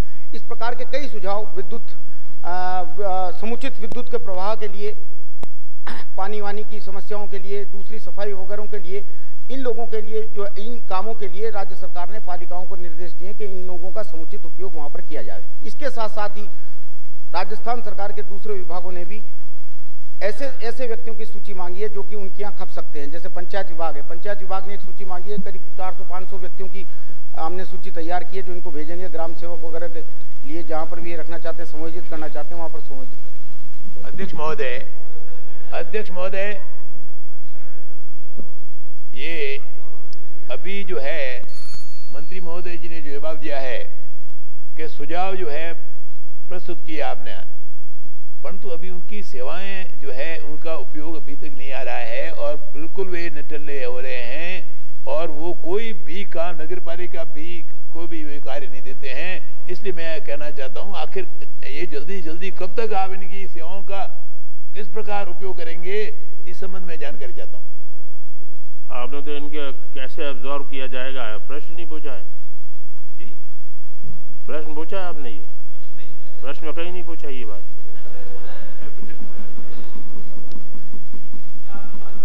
मंत्री जी से जानना चाहूंगा, अभी आपने जैसा बताया कि जो चुंगी से आय होने वाली थी प्रति वर्ष 10% की बढ़ोतरी के साथ उसकी भरपाई की जाएगी। माननीय मंत्री महोदय, 1 अप्रैल से नया वर्ष चालू हो गया है। इस बार जो आप सहायता देंगे हमें नगर परिषदों को, तो पिछले बार जो आपकी जो मासिक किस्त आ रही थी उससे 10% बढ़ा के देंगे आप? पहले कह चुका हूं, आप समझे नहीं मेरे सवाल, मेरे जवाब को। नहीं, नया वर्ष चालू हो गया, नया वर्ष हो पुराना वर्ष हो, बात तो वो की वही है, 10% बढ़ा के देंगे। आप क्या किया हो तो पूछूं अध्यक्ष महोदय? हाँ पूछिए। अध्यक्ष महोदय, मैं आपके माध्यम से मंत्री जी से पूछना चाहता हूं कि आपने जो 41 नगर पालिकाओं का जिक्र किया जिनकी हालत खराब है, तो जो अतिरिक्त सहायता आप पहले देते आए थे वो चूंकि अब चुंगी समाप्त हो गई और चुंगी समाप्त होने के बाद आप सबको मंथली अपनी तरफ से आप भेज ही रहे हैं पैसा, लेकिन अतिरिक्त राशि जो पहले देते वो भी अभी तक अब देते रहेंगे, नहीं देंगे उनको, क्योंकि उनकी इतनी हालतें खराब है। आप तो कहते हैं हम महीने के पैसे भेज रहे हैं, लेकिन जो अतिरिक्त राशि पहले सरकार जो मदद करती थी उनकी तनख्वाह बंटवाने में या दूसरे किसी काम में, उसको भी भविष्य में देने का विचार रखते हैं कि नहीं रखते हैं? से जानना चाहूंगा कि चुंगी हटाने के पश्चात सेल टैक्स पर सरचार्ज लगाया और इसके साथ नई सरकार ने एक एंटी टैक्स और लगा दिया, तो क्या आप उस सेल टैक्स को हटाने का विचार रखते हैं? नंबर 1। नंबर 2 कि आपने कहा कि बड़ी संख्या के अंदर ऐसे लोग बाग हैं जो नगर पालिका में कार्यरत थे और उनको फायर ब्रिगेड और दूसरी जगह आप तैनात कर रहे हैं। मैं निवेदन ये करना चाहता हूं कि आपने खुद 87 नगर पालिकाओं की सूची बता दी जो अपनी तनख्वाह नहीं चुकाना चाहते, उनको हमेशा सरकार विशेष तौर पर ऐड देती है, सहायता देती है, तो क्या उन लोगों को आप दूसरी नगर पालिका नगर निगम में खपाकर उनकी जो सहायता राशि आप देते हैं उसको बढ़ाने का विचार रखते हैं, नहीं रखते? और एंट्री टैक्स वाली आप बात बताइए। एंट्री टैक्स वाली बात ऐसे संबंध नहीं है, वित्त मंत्री जी उसका उत्तर वित्त मंत्री जी दे सकते हैं। पहले तो एंट्री टैक्स पास करवाओ आप यहाँ, फिर उसके बाद में बात करें। मेरा जवाब दो ना, वो 48 नगर पालिकाओं का मदद की जो अतिरिक्त राशि उपलब्ध कराते हैं आप उनको कराएंगे नहीं कराएंगे? क्षतिपूर्ति का जो है आधार वो पर वो उन्होंने पूछा था 10% जो इंक्रीज है। अतिरिक्त मदद काहे के लिए चाहते हैं आप? वो तो निश्चित तौर पर जो जितनी भी नगर पालिकाएं हैं उनकी आर्थिक स्थिति की समीक्षा की जाएगी और समीक्षा के बाद में जो नगर पालिकाएं विशेष तौर पर आर्थिक दृष्टि से कमजोर हैं उनके लिए कुछ अलग से प्रोविजन रखा। नेक्स्ट क्वेश्चन मासिक, उसके अलावा अध्यक्ष महोदय, माननीय अध्यक्ष महोदय, मंत्री महोदय से पूछना चाहता हूँ। अध्यक्ष महोदय, सुश्री मीनाक्षी। अध्यक्ष महोदय, अनुपस्थित श्री राम सिंह कसवा।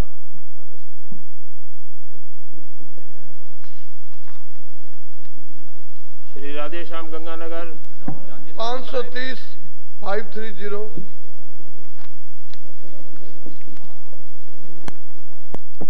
माननीय अध्यक्ष महोदय, श्री गंगानगर जिले में वर्ष 93 में सर्वे कराया गया था। सर्वे के उपरांत नए राशन कार्ड वितरित करवाए गए थे। राशन कार्ड एक अनवरत प्रक्रिया है। जब भी व्यक्ति स्थान छोड़कर जाते हैं या नए व्यक्ति आते हैं तो तदनुसार राशन कार्ड निरस्त किए जाते हैं, नए राशन कार्ड बनाए भी जाते हैं। 2.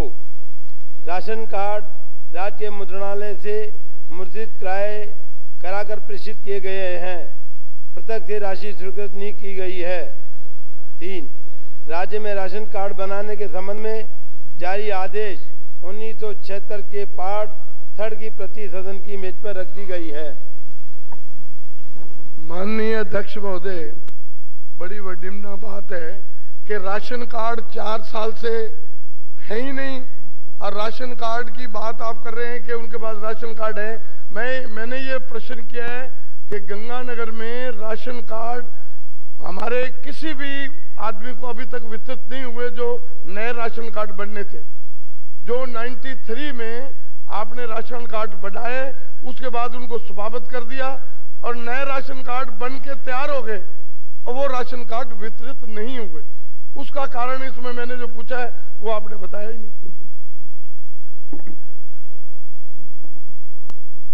गंगानगर के अंदर राशन कार्ड बनाने के लिए जो सर्वे कराया गया वो नगर परिषद द्वारा कराया गया था और वो सर्वे उन्हीं के पास है, हमारे पास वो नहीं पहुंचा। अगर वो पहुंचेगा तो राशन कार्ड बना दिए जाएंगे। मैं ये प्रार्थना कर रहा था अध्यक्ष महोदय कि 93 में सर्वे हुआ और आज क्या चल रहा है ये आपको विदित है। तो आज तक राशन कार्ड नहीं मिले तो गरीब आदमी कहां से राशन लेंगे? इसकी व्यवस्था कौन करेगा भाई? 93 में तो आपने सर्वे कराया और वो सर्वे रिपोर्ट आज तक हमारे पास नहीं पहुंची, तो कब पहुंचेगी? और आप कह रहे हो नगर पालिका ने कराया। मेरे ख्याल में तो ड्यूटी जिसकी भी आप लगाते हैं वो ही करवाता है। जब सर्वे हो गया 93 में, राशन कार्ड तैयार हो गए और राशन कार्ड आज तक किसी को प्राप्त नहीं हो रहा। और राशन किसको जा रहा है? वो राशन जो भी आप राशन की दुकानें हैं उन पर जो राशन है वो कौन ले रहा है? आप यहाँ से सप्लाई कर रहे हो तो आप ये तो जानकारी करो कि वो राशन कहाँ जा रहा है। किसी भी गरीब आदमी को, किसी भी नागरिक को राशन नहीं मिल रहा, इसके कारण की आप जानकारी दें।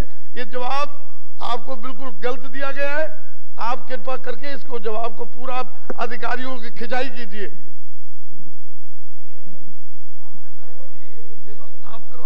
1993 के सारे कार्ड जो बने थे वो बांट दिए गए हैं और अगर इसके बावजूद भी आप कहते हो कि जवाब गलत दिलवाया गया है तो जिनने जवाब गलत दिया है उसके खिलाफ सख्त कार्रवाई करूंगा और उनको सख्त से सख्त सजा दिलाऊंगा। ये बात तो बिल्कुल आपकी उचित है, लेकिन मैं साथ में एक निवेदन मैंने और किया, उसका जवाब आपने नहीं दिया। राशन जो वहां इतने सालों से जाता है, राशन की दुकानें जो है आपसे माल उठाती हैं, वो माल कहाँ बिकता है, कहाँ जाता है? जब राशन कार्ड है ही नहीं, जब राशन कार्ड ही नहीं है तो वो राशन कहाँ जाता है? मैं तो ये पिछली सरकार की गड़बड़ की हुई है। आप उसको सुधारने का कोई इरादा रखते हैं या नहीं रखते? इसकी जांच करवा लेंगे और जांच में जो भी होगा उसकी कार्रवाई कर देंगे और आपसे भी सुझाव ले लेंगे और नए ये सख्त कार्रवाई की जल्दी कर देंगे। ये सख्त कार्रवाई की डेफिनेशन क्या है ये बताओ आप सब। जांच चल रही है, शिकायतें भी आ रही है और ये अलग से प्रश्न इसका जवाब कभी अलग से देंगे। नहीं, आपने एक घोषणा की थी कि जांच कराऊंगा, हर मामले में जांच कराते हैं। एक पहले सत्र चालू हुआ तब कहा था बैरल पॉइंट की जांच कराऊंगा, करा ली क्या आपने? जांच चल रही है, जांच चल रही है, मैंने आपसे कहा ना। और जांच आने पर जो भी अनियमितता पाई जाएगी, जो गलत पाएगा उसके खिलाफ कार्रवाई करेंगे और उसे निरस्त भी करेंगे। रहेगी या जांच पूरी भी होगी? जांच होगी, पूरी आ रही है जांच। टाइम बाउंड तो होगा, कब तक पूरी होगी ये जांच? ये सख्त कार्रवाई में क्या करते हैं आप लोग, कुछ बताओ सही से। हर बार यही होता है, चुप हो जाओ। कर लेते मैं आपसे बात कर लेते हैं। पिछले बार भी माननीय अध्यक्ष महोदय, मैं मंत्री महोदय से आपके माध्यम से जानना चाहूंगा कि ये कब तक प्रक्रिया इसकी पूरी हो जाएगी? आपका जवाब संतोषजनक है कि आप उसकी इंक्वायरी करा लेंगे और इंक्वायरी बिठा देंगे, लेकिन ये कब तक हो जाएगा? जल्दी ही। नहीं, 5 साल नहीं होगा, जल्दी 2 महीना कब? आदरणीय अध्यक्ष महोदय, ये बीजेपी ने इसलिए किया था कि गंगानगर से राशन था, और आप कृपा करके जिनको राशन नहीं मिलता उनकी तुरंत व्यवस्था कराने की कृपा करें। गंगानगर जाने वाले मान्य सदस्य को पूर्ण संतुष्ट करेंगे और जल्दी से जल्दी कार्रवाई करेंगे। नेक्स्ट क्वेश्चन श्री रतनलाल तांबी, अनुपस्थित। श्री नंदलाल मीणा, प्रश्न संख्या 532। माननीय अध्यक्ष महोदय, जनजातीय उपयोजना के लिए वर्ष 1998-99 में 100 गांवों को विद्युतीकरण एवं 800 गांवों को ऊर्जीकरण के लिए राज्य आयोजना मद में रुपये 1281,32,000 का प्रावधान किया गया है। विशेष केंद्रीय सहायता, संस्थागत वित्त एवं केंद्र प्रवर्तित योजना के अंतर्गत इस मद में कोई प्रावधान नहीं किया गया है। नंबर 2, माह फरवरी 99 तक जनजातीय उपयोजना क्षेत्र में 100 गांवों के लक्ष्य के विरुद्ध 24 गांवों का विद्युतीकरण कर दिया गया है तथा 800 कुओं के ऊर्जीकरण के विरुद्ध 608 कुओं का ऊर्जीकरण कर दिया गया है। विद्युतीकरण गांवों का पंचायत समितिवार निम्न प्रकार है। उदयपुर दरियावत पंचायत समिति संख्या 3, थोगारी, पालमोड़ा, केली, बांसवाड़ा में पीपलखूंट में लूणजी पेमा, बैतकिया, जिया, मानपुर, कुशलगढ़ में उमराजो और रतनमाल। आप संख्या बता दीजिए, संख्या गांव का नाम नहीं। जी, डोंगरपुर में 8 गांव हैं। पाठियों का भागा, मांडवा की निचली, गोट, पादरा, चौबिसान, दड़ा, नया टापरा, बिकसोर, बांदड़ा, और बिछीवाड़ा में है चक्कमहुड्डी, असलपुर में है सीताखेड़ा, सुंदरखेड़ा, सागवाड़ा में चकनोखाना, पदमपुरा, बनखांड, केतल और अचलपुरा, अरनोद में है चित्तौड़। ऊर्जीकरण कुओं का है उदयपुर में 147, डूंगरपुर में 317, बांसवाड़ा में 127, चित्तौड़गढ़ में 12 और सिरोही में 5, 608। अध्यक्ष महोदय, 98-99 के बजट में आदिवासी उपयोजना क्षेत्र में आने वाली 14 पंचायत समितियों के लिए 100 गांवों का विद्युतीकरण करना था और उसकी एवज में केवल 24 गांव अब तक विद्युतीकृत किए गए हैं। वो तो रिप्लाई में ही दे रहे हैं, 24% दे रहे हैं। तो आप और जिन पंचायत समितियों का हवाला जिला वाइज माननीय मंत्री महोदय ने इस प्रश्न के उत्तर में दिया है, जिसमें उदयपुर जिले की केवल दरियावत, डूंगरपुर जिले की डूंगरपुर, बिछीवाड़ा और आसपुर और सागवाड़ा, चित्तौड़गढ़ जिले की प्रतापगढ़, सिरोही जिला और उदयपुर जिले की अधिकांश पंचायत समितियों का नाम नहीं है। मैं मंत्री महोदय से यह जानना चाहता हूं कि जिन 100 गांवों को इस वर्ष पिछले वित्तीय वर्ष में विद्युतीकरण करना था, उनमें से क्या वो पंचायत समितियां जिनका हवाला इसमें नहीं है, उनमें एक भी गांव स्वीकृत नहीं किया गया था? यदि स्वीकृत नहीं किया गया था, उसके क्या कारण थे? और केवल 100 में से 24 गांवों को ही विद्युतीकृत किया गया, इसके क्या कारण रहे? माननीय अध्यक्ष महोदय, ये जो गांव के जो योजना बनवाई गई थी, पिछली सरकार के दौरान बनाई गई थी, उसके पिछली सरकार ही उसके लिए जिम्मेदार है। जो 100 गांवों के लिए योजना बनाई गई है, उसमें जब से नई सरकार आई है, हमारा सोच उसके अंदर डेवलप हुआ है और जिन गांवों के लिए हमने ये योजना बनवाई है, उनको पूरा कराएंगे। अध्यक्ष महोदय, मंत्री महोदय अजीब सा जवाब दे रहे हैं। 100 गांवों का लक्ष्य पिछली सरकार ने रखा था, उसकी एवज में 24 गांव को ही विद्युतीकृत किया गया है। 76% गांव लक्ष्य के आधार पर विद्युतीकृत होने चाहिए जो नहीं हुए। इसका और आपको यह भी मालूम है कि सरकारी बजट सितंबर महीने से प्रारंभ होता है और 26 सितंबर से इलेक्शन कमीशन ने प्रतिबंध लगा दिया था। उसके बाद दिसंबर में आपकी सरकार आई, जिसको 4 महीने हो गए। 4 महीने में आपने जो लक्ष्य निर्धारित किया था, उनमें से कितने गांवों में बिजली पहुंचा, ये बता दीजिए आप। माननीय अध्यक्ष महोदय, जो भी काम हुए हैं वो इसी दौर में हुए हैं और जो शेष पिछली सरकार में आप खुद ही पद पर थे और आप खुद ही मंत्री थे और आप खुद ने ही ये तो कार्यक्रम किए हैं। तो अभी तो ये माननीय मंत्री जी अभी 4 महीने से हुए हैं, तो अब हम विचार करेंगे उस संबंध में। इस आदिवासी इलाके में बोया है, एक भी पंचायत समिति में बोया वो आपको खुद ने बोया है, विद्युतीकृत किया हो तो उसका नाम बताइए आप। तभी तो मैं ये मानूंगा कि आदिवासी क्षेत्र की उपेक्षा की है। अध्यक्ष महोदय, अफसोस की बात यह है कि आज आदिवासी क्षेत्र के नुमाइंदे यहाँ पर बैठे हुए हैं, परंतु आदिवासी क्षेत्र के विकास का प्रतिनिधित्व राजस्थान की कांग्रेस हुकूमत ने उस क्षेत्र के रहने वाले किसी व्यक्ति को नहीं दिया है, जिसका नतीजा यह है कि आज केवल 24% गांव आदिवासी इलाके में विद्युतीकृत हुए। अध्यक्ष महोदय, दूसरा सवाल मैं पूछना चाहता हूँ आपके माध्यम से। मान्य अध्यक्ष जी, ये आप ही, इसलिए तो आदिवासी क्षेत्र से आप ही अकेले ही चुन के आए हैं। 800 काम नहीं किया। अध्यक्ष महोदय, बिजली पहुंचाना था और 800 में से 600 कुओं को बिजली पहुंचाई गई। आज आदिवासी क्षेत्र के लिए विशेष योजना इसलिए भारत सरकार से स्वीकृत हुई है कि वो क्षेत्र आर्थिक दृष्टि से और सामाजिक दृष्टि से बहुत पिछड़ा हुआ है और शैक्षणिक दृष्टि से पिछड़ा हुआ है। यदि कुओं को समय पर बिजली मिलती तो उनकी आर्थिक स्थिति सुधरती। दिसंबर के बाद आपने आदिवासी क्षेत्र में पंचायत समिति में प्रश्न पूछिए और बिजली का कनेक्शन दिया गया वो बताएं। प्रश्नकाल है, इसके पीछे एक कारण ये प्रश्नकाल है। दिसंबर से दिसंबर के बाद से नई सरकार के गठन के बाद आपने पूछ लिया कितने गांवों को बिजली पहुंचाई और कितने कुओं को रिपीट मत कीजिए, पूछा है आपने ये।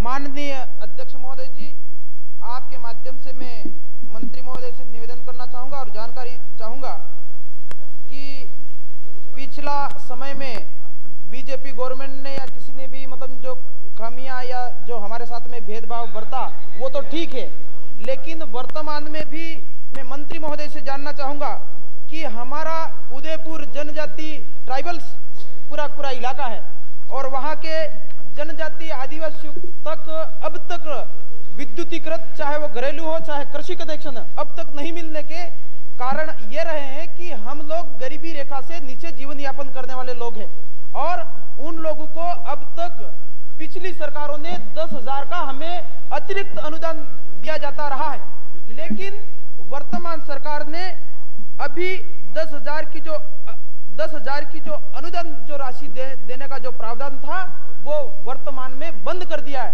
मैं माननीय मंत्री महोदय से निवेदन करना चाहूंगा, ऐसा है अब माननीय अध्यक्ष महोदय, वो बिल्कुल बंद नहीं किया गया, वो यथावत दिया जा रहा है। तो वो आपको वो यथावत दिया जा रहा है, चाहे आपने बंद किया है चाहे किसी ने भी बंद किया, क्या अगर ये बंद किया है तो उसको वापिस शुरू करने का आप इरादा रखते हैं? चलो हो सकता है इनके समय में बंद उन्होंने कर दिया, लेकिन मैं ये जानना चाहता हूं कि ये जो 10,000 का जो अनुदान जो राशि बंद की है उसको वापस आप प्रारंभ करना चाहते हैं या नहीं? मैं माननीय मंत्री महोदय से। अध्यक्ष महोदय, माननीय अध्यक्ष महोदय, जो भी ऊर्जीकरण किए गए हैं इस दौर के अंदर किए गए हैं, इस राज्य में किए गए हैं। पहले के उस दौर के अंदर तो उनके ऊपर विशेष ध्यान नहीं दिया गया। माननीय मंत्री, पूर्व मंत्री जी जो प्रश्न करता है, वहाँ टीएडी के स्वयं मंत्री थे। अगर इन्होंने रुचि ली होती उस क्षेत्र के विकास में तो आज नक्शा उसका बदला हुआ होता। और जहाँ तक बिजली का सवाल है, जो अव्यवस्था हुई थी उन सबको अब ठीक किया जा रहा है। अध्यक्ष महोदय, मैं आपका संरक्षण चाहता हूँ। मैंने माननीय राशि कोई बंद नहीं की गई। दिसंबर 1998 से लेकर के 31 मार्च 1991 तक आदिवासी क्षेत्रों में किस किस पंचायत में कांग्रेस की हुकूमत आने के बाद विद्युत कनेक्शन दिया गया कुएं का और ग्रामीणों का विद्युतीकरण किया? ये आप स्पेसिफिक जवाब देते। आपने क्या किया? हमने तो बंटा डाल कर दिया, आप क्या किया? आप बता दो, एक आध किया हो तो। साहब ने उदयपुर संभाग में 16 मार्च को बजट का प्रावधान था। साल में आप डुबोगे सारे मामले को। 31 मार्च तक आपको 1285 माननीय मंत्री महोदय, आपने 4 महीने में मेरे पास में खर्च किया, उसका ब्यौरा दो और कितने गांव और कुओं को इलेक्ट्रिफाइड किया? माननीय मंत्री महोदय, मेरे पास में दूसरा कोई आंकड़ा नहीं, सिर्फ इतना ही आंकड़ा है कि 16 मार्च को उदयपुर संभाग में सीएम साहब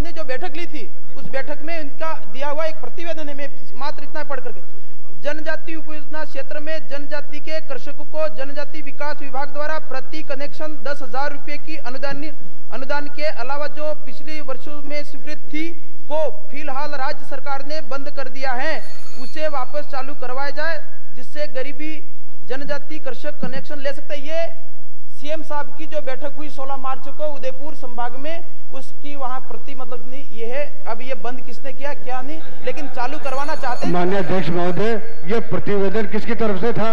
ये अलग से प्रश्न। ये प्रतिवेदन किसी व्यक्ति की तरफ से हो सकता है। हमारी तरफ से 10,000 रुपए का अनुदान राशि आज भी चालू, वो बंद नहीं हुई। अध्यक्ष महोदय, मैं मूल प्रश्न करता हूँ। दिसंबर, जनवरी, फरवरी और मार्च आप ही ने बंद किया, आप ही प्रश्न कर रहे हो। बजट के प्रावधानों के अनुसार स्वीकृतियों में किसी प्रकार की कोई कमी होती है, कार्य अधूरे रहते हैं और बजट में प्रावधान है तो पूरे किए जाते हैं। मैं जानना चाहता हूं कि दिसंबर 98 से लेकर के 31 मार्च 99 तक आदिवासी क्षेत्र के कितने गांवों को इस नई हुकूमत ने बिजली पहुंचाई और कितने आदिवासी के कुओं को कनेक्शन दिया गया? बस सीधा सा सवाल। माननीय अध्यक्ष महोदय, आप तो जो करना था वो तो करके पधार गए, परंतु अब तो हम आदिवासी क्षेत्र में महाराष्ट्र पैटर्न लागू कर रहे हैं, इसलिए सभी प्रकार के आदिवासियों के विकास के लिए किसी प्रकार का कोई अभाव नहीं रखा जाएगा। और आप ये महाराष्ट्र पैटर्न आप तो लागू कर नहीं सके, और ये पिछली सरकार में नवंबर से ये लागू करवा रहे हैं महाराष्ट्र पैटर्न कर दिया था और लागू हो चुका है, कमेटी बन चुकी है। धन्यवाद। मंत्री महोदय उत्तर देंगे। इनका उत्तर मालूम है या मंत्री महोदय जवाब देंगे? माननीय अध्यक्ष महोदय, जैसा कि हमारे पूर्व मंत्री चिंता व्यक्त कर रहे हैं, अब इनको चिंता करने की आवश्यकता नहीं है। जो आपने दुर्व्यवस्थाएं की थी, उन दुर्व्यवस्था को भी सुधारा जा रहा है और तमाम उसके आमूलचूल उसकी व्यवस्था को ठीक किया जाएगा। दिसंबर 98 से आपका जवाब भिजवा दिया जाएगा। 99 तक आपने क्या किया? एक भी गांव को, एक भी कुएं को बिजली दी होगा बताइए? हमने तो बिगाड़ दिया। ये सब हमारे दौर में, ये सब हमारे दौर में हुए हैं। ये सब हमारे दौर में। अध्यक्ष महोदय, प्रश्नकाल है यार, क्या मुझे समझ में नहीं आ रहा। आपका प्रोटेक्शन चाहता हूं मैं। दिसंबर से पूछ रहा हूं, दिसंबर से 31 मार्च तक कितने गांवों कुओं को आपने जो है गांवों के विद्युतीकरण का पूछा, जो लक्ष्य था उसके अगेंस्ट में 24 गांवों का विद्युतीकरण हुआ। कुओं का आपने पूछा, 800 में से 600 जो है 8 कुओं का विद्युतीकरण हुआ।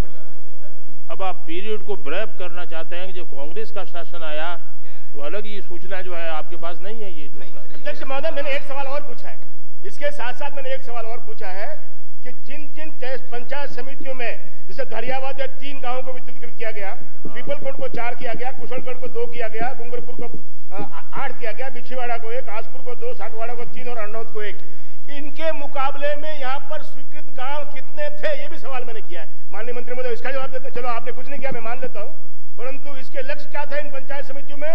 उनके मुकाबले में आपने इन गांवों को बिजली पहुंचाई, उसका क्या कारण है? साल भर का दे दो। माननीय अध्यक्ष महोदय, मैंने निवेदन किया कि जो ऊर्जीकृत किए गए हैं गांव, ये इस दौर के अंदर ही किए गए हैं, पहले नहीं किए गए थे। अध्यक्ष महोदय, ये क्या जवाब है? यही पूछ रहे आप, और आप विस्तार से उसका जवाब चाहिए, मैं विस्तार से आपको जवाब भिजवा दूंगा उसका। अध्यक्ष महोदय, सदन की प्रॉपर्टी है, मुझे भिजवा देंगे, मेरे पड़ोस में रहते थे, मेरे घर पे जाके मैं चला जाऊंगा, पूछ लूंगा। ये कोई सवाल नहीं होता साहब, सीधा सा स्पेसिफिक सवाल है। वर्ष 98-99 में मैंने ये नहीं पूछा कि दिसंबर या अपने क्या नाम से अप्रैल से लेकर के 31 मार्च तक क्या हुआ है। पूरे सत्र का, पूरे वित्तीय सत्र का सवाल है, उसमें सीधा पूछा। और गांवों के भी इन्होंने ये भी बताया कि इतने गांव, केवल 24 गांव किए, लक्ष्य थे 100 के। मैं ये जानना चाहता हूं कि मेरे विधानसभा क्षेत्र प्रतापगढ़ में या अरनौद में लक्ष्य कितने का था और उसके एवज में क्या किया इन्होंने? उदयपुर जिले में लक्ष्य क्या था, डूंगरपुर जिले में क्या था, बांसवाड़ा में क्या था, सिरोही में क्या था, और उसके एवज में क्या किया इन्होंने? लक्ष्य तो 100 गांवों को विद्युतीकरण का था, 24 गांव हुए, लक्ष्य की प्राप्ति नहीं हुई है। अब आप क्या पूछना चाहते हैं? मैं ये पूछना चाहता हूं कि किस पंचायत, लक्ष्य हो गया, वित्तीय वर्ष समाप्त हो गया। अध्यक्ष महोदय, इसी तरह से जो 1281 करोड़ 1281.32 करोड़ में से केवल 24% पैसा हुआ, बाकी पैसा सब लैप्स हो गया। क्या ये जो वित्तीय वर्ष चल रहा है वर्तमान में, जो केवल 24% हुआ और 76% बाकी गांव हैं, क्या उनको एडिशन 1999-2000 में इसका प्रावधान रखेंगे? माननीय अध्यक्ष महोदय जी, जिन गांवों को 24 के अलावा जो गांव वंचित रह गए हैं, क्या उनको अगले वित्तीय वर्ष में शामिल किया जाएगा या विद्युतीकृत किया जाएगा? माननीय मंत्री महोदय जी ये भी बताने की कृपा करें। प्रश्नकाल समाप्त। अध्यक्ष महोदय, आप संतुष्ट हो गए इस सवाल से? उनको निश्चित रूप से विद्युतीकृत किए जाएंगे। तो साहब इसको स्थगित कर दीजिए, मंत्री महोदय तैयारी करके आए। आप देखिए, मैंने 2 मिनट आगे दिए हैं। स्थगित करते हैं, मंत्री महोदय जवाब दे दें। 2 मिनट जो प्रश्न अवश्य जो है बढ़ाया भी है उत्तर।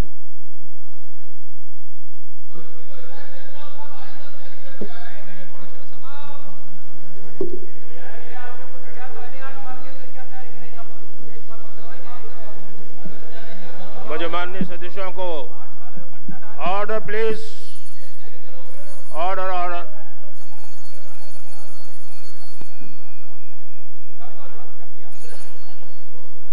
मुझे माननीय सदस्यों को सूचित करना है कि निम्न स्थगन प्रस्ताव की सूचना प्राप्त हुई है।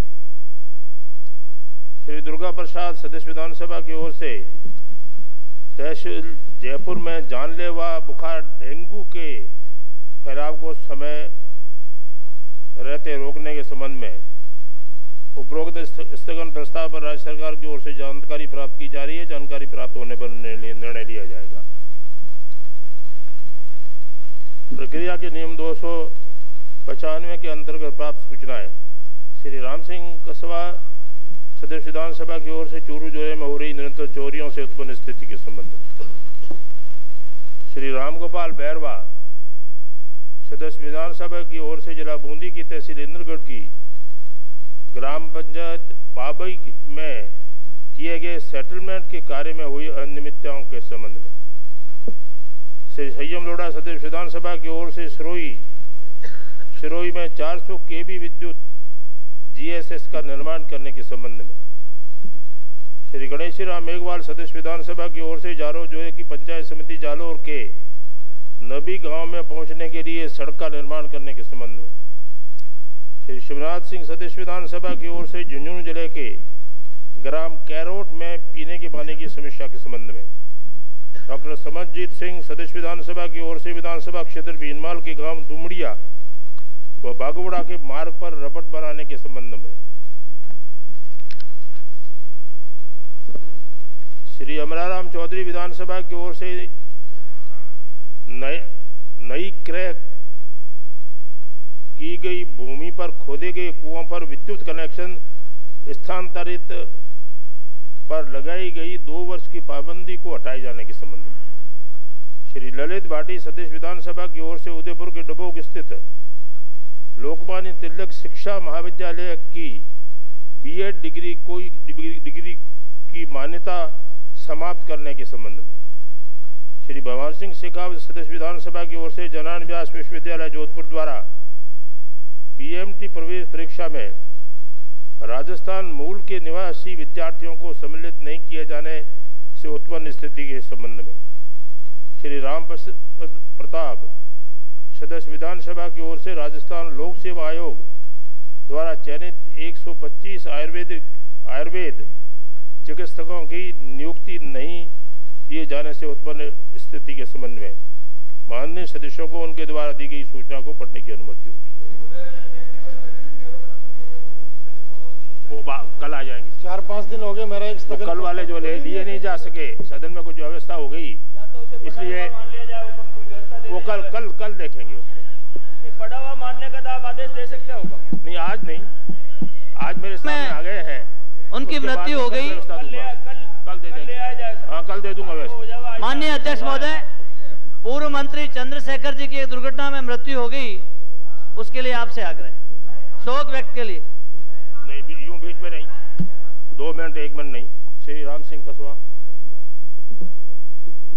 श्री राम गोपाल बैरवा।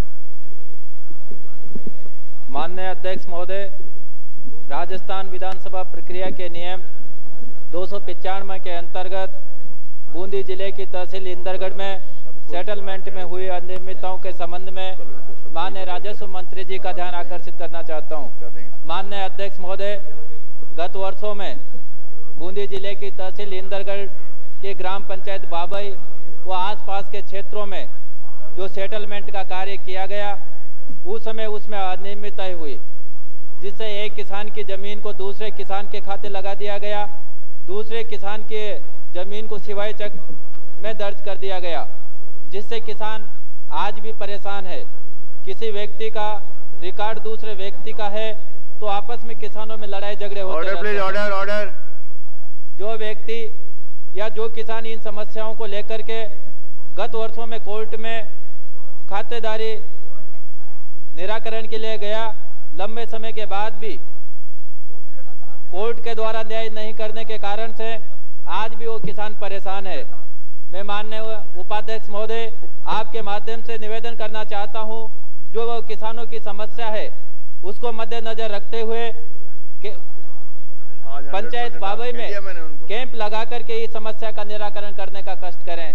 आपने समय दिया, धन्यवाद। श्री संयम लोढ़ा।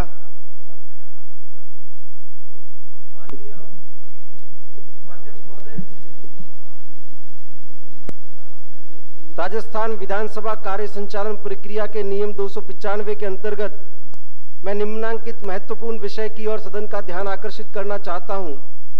सिरोही जिला मुख्यालय पर वर्तमान में 220 केवी विद्युत क्षमता का जीएसएस है, जिसके जरिए सिरोही जिले में विद्युत आपूर्ति की जाती है।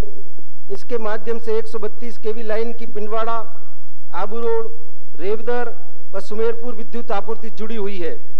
भीनमाल एवं बालोतरा में एक 220 केवी जीएसएस है एवं पिंडवाड़ा में इसका कार्य लगभग पूरा होने को है। इस क्षेत्र में पर्याप्त वोल्टेज व बेहतर व स्थिर विद्युत आपूर्ति व्यवस्था तथा संचरण छीजत में कमी लाने के लिए सिरोही में एक 400 केवी ईएचवी जीएसएस के निर्माण की अत्यंत आवश्यकता है। कुछ समय पहले विद्युत मंडल के स्तर पर इस संबंध में प्रोजेक्ट रिपोर्ट एवं प्रस्ताव भी तैयार किया गया था। अब इस प्रस्ताव के अतिशीघ्र क्रियान्वयन की आवश्यकता है। सिरोही जिले के कालंद्री क्षेत्र में सिरोही, जावाल, कालंद्री, रामसिन 33 केवी लाइन के जरिए विद्युत आपूर्ति की जा रही है। इस तरह इस लाइन पर काफी भार है और ये लंबी भी है। सिरोही भीनमाल 132 केवी लाइन कालंद्री 33 केवी सब स्टेशन के बिल्कुल पास से गुजर रही है। अतः कालंद्री में 132 केवी जीएसएस का निर्माण करके कालंद्री, जावाल एवं मेर मांडवाड़ा क्षेत्र की विद्युत समस्या का समाधान किया जा सकता है। कालंद्री में 132 केवी जीएसएस का निर्माण करके बेहतर वोल्टेज एवं विद्युत आपूर्ति में स्थिरता प्रदान की जा सकती है और संचरण छीजत में कमी लाई जा सकती है। मैं ऊर्जा मंत्री से आग्रह करना चाहूंगा कि सिरोही व कालंद्री के उक्त प्रस्तावों को स्वीकृत करने का कष्ट करें। सिरोही जिले को अधीक्षण अभियंता O&M पाली व जालोर जिले को अधीक्षण अभियंता O&M जोधपुर के अधीन रखा गया है। विद्युत मंत्री से आग्रह है कि सिरोही में अधीक्षण अभियंता O&M का कार्यालय खोलने का कष्ट करें। धन्यवाद। श्री गणेशी राम मेघवाल।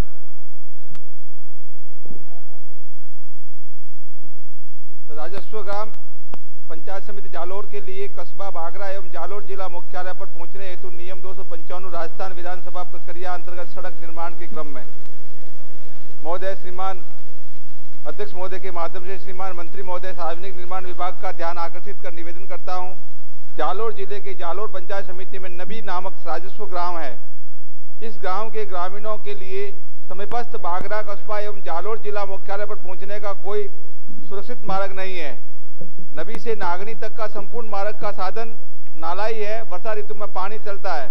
अतः राज्य सरकार से निवेदन है कि नबी से नागनी पहुंचने हेतु पहाड़ के सहारे प्रथम 4 किलोमीटर ग्रेवल सड़क बनाकर राहत पहुंचाई जा सकती है।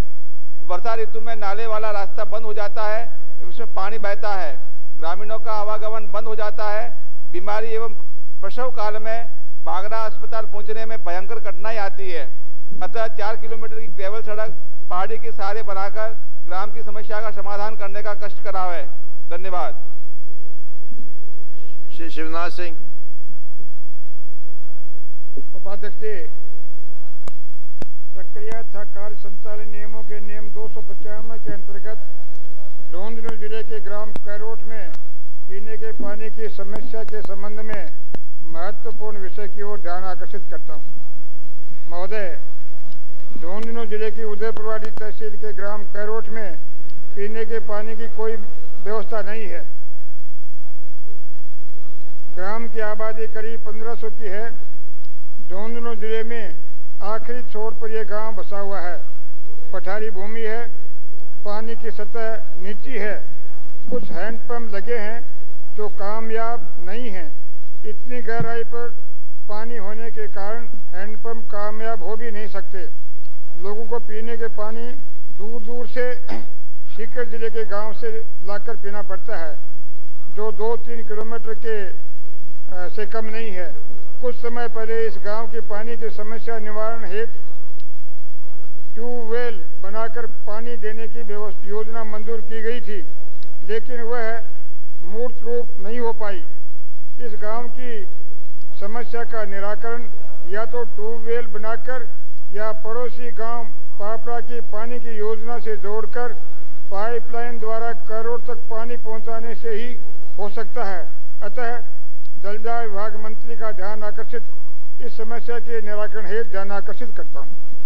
डॉक्टर समरजीत सिंह, श्री अमराराम चौधरी। माननीय उपाध्यक्ष महोदय, मैं राजस्थान विधानसभा के प्रक्रिया के नियम 295 के अंतर्गत माननीय उपाध्यक्ष महोदय, आपके मार्फत सरकार का ध्यान निम्न प्रकार से आकर्षित करना चाहता हूं। यह कि राज्य विद्युत मंडल द्वारा कृषक उपभोक्ताओं की नई क्रय की गई भूमि पर खुदे हुए कुएं पर कृषि विद्युत कनेक्शन स्थानांतरित करने पर 2 वर्ष के लिए लगी हुई रोक से जो अव्यावहारिक एवं किसानों के हित के विरुद्ध है। यह कि एक किसान उस ग्राम की सीमा में अपने पूर्व के कुएं का खारा पानी होने पर मीठा पानी का कुआं खोदकर उस पर अपने पुराने कुएं का कनेक्शन स्थानांतरित यानी शिफ्टिंग करना चाहता है। उस पर किसी प्रकार की पाबंदी नहीं होनी चाहिए, लेकिन राज्य विद्युत मंडल के आदेश संख्या 879 डेटेड 22/7/1998 के अनुसार 2 वर्ष के लिए पाबंदी लगा दी है। माननीय उपाध्यक्ष महोदय जी, आपके माध्यम से सरकार से निवेदन करना चाहता हूं कि किसान एक ईमानदार, निष्ठावान और अन्नदाता है, उसको दूसरा कुआं मीठा पानी का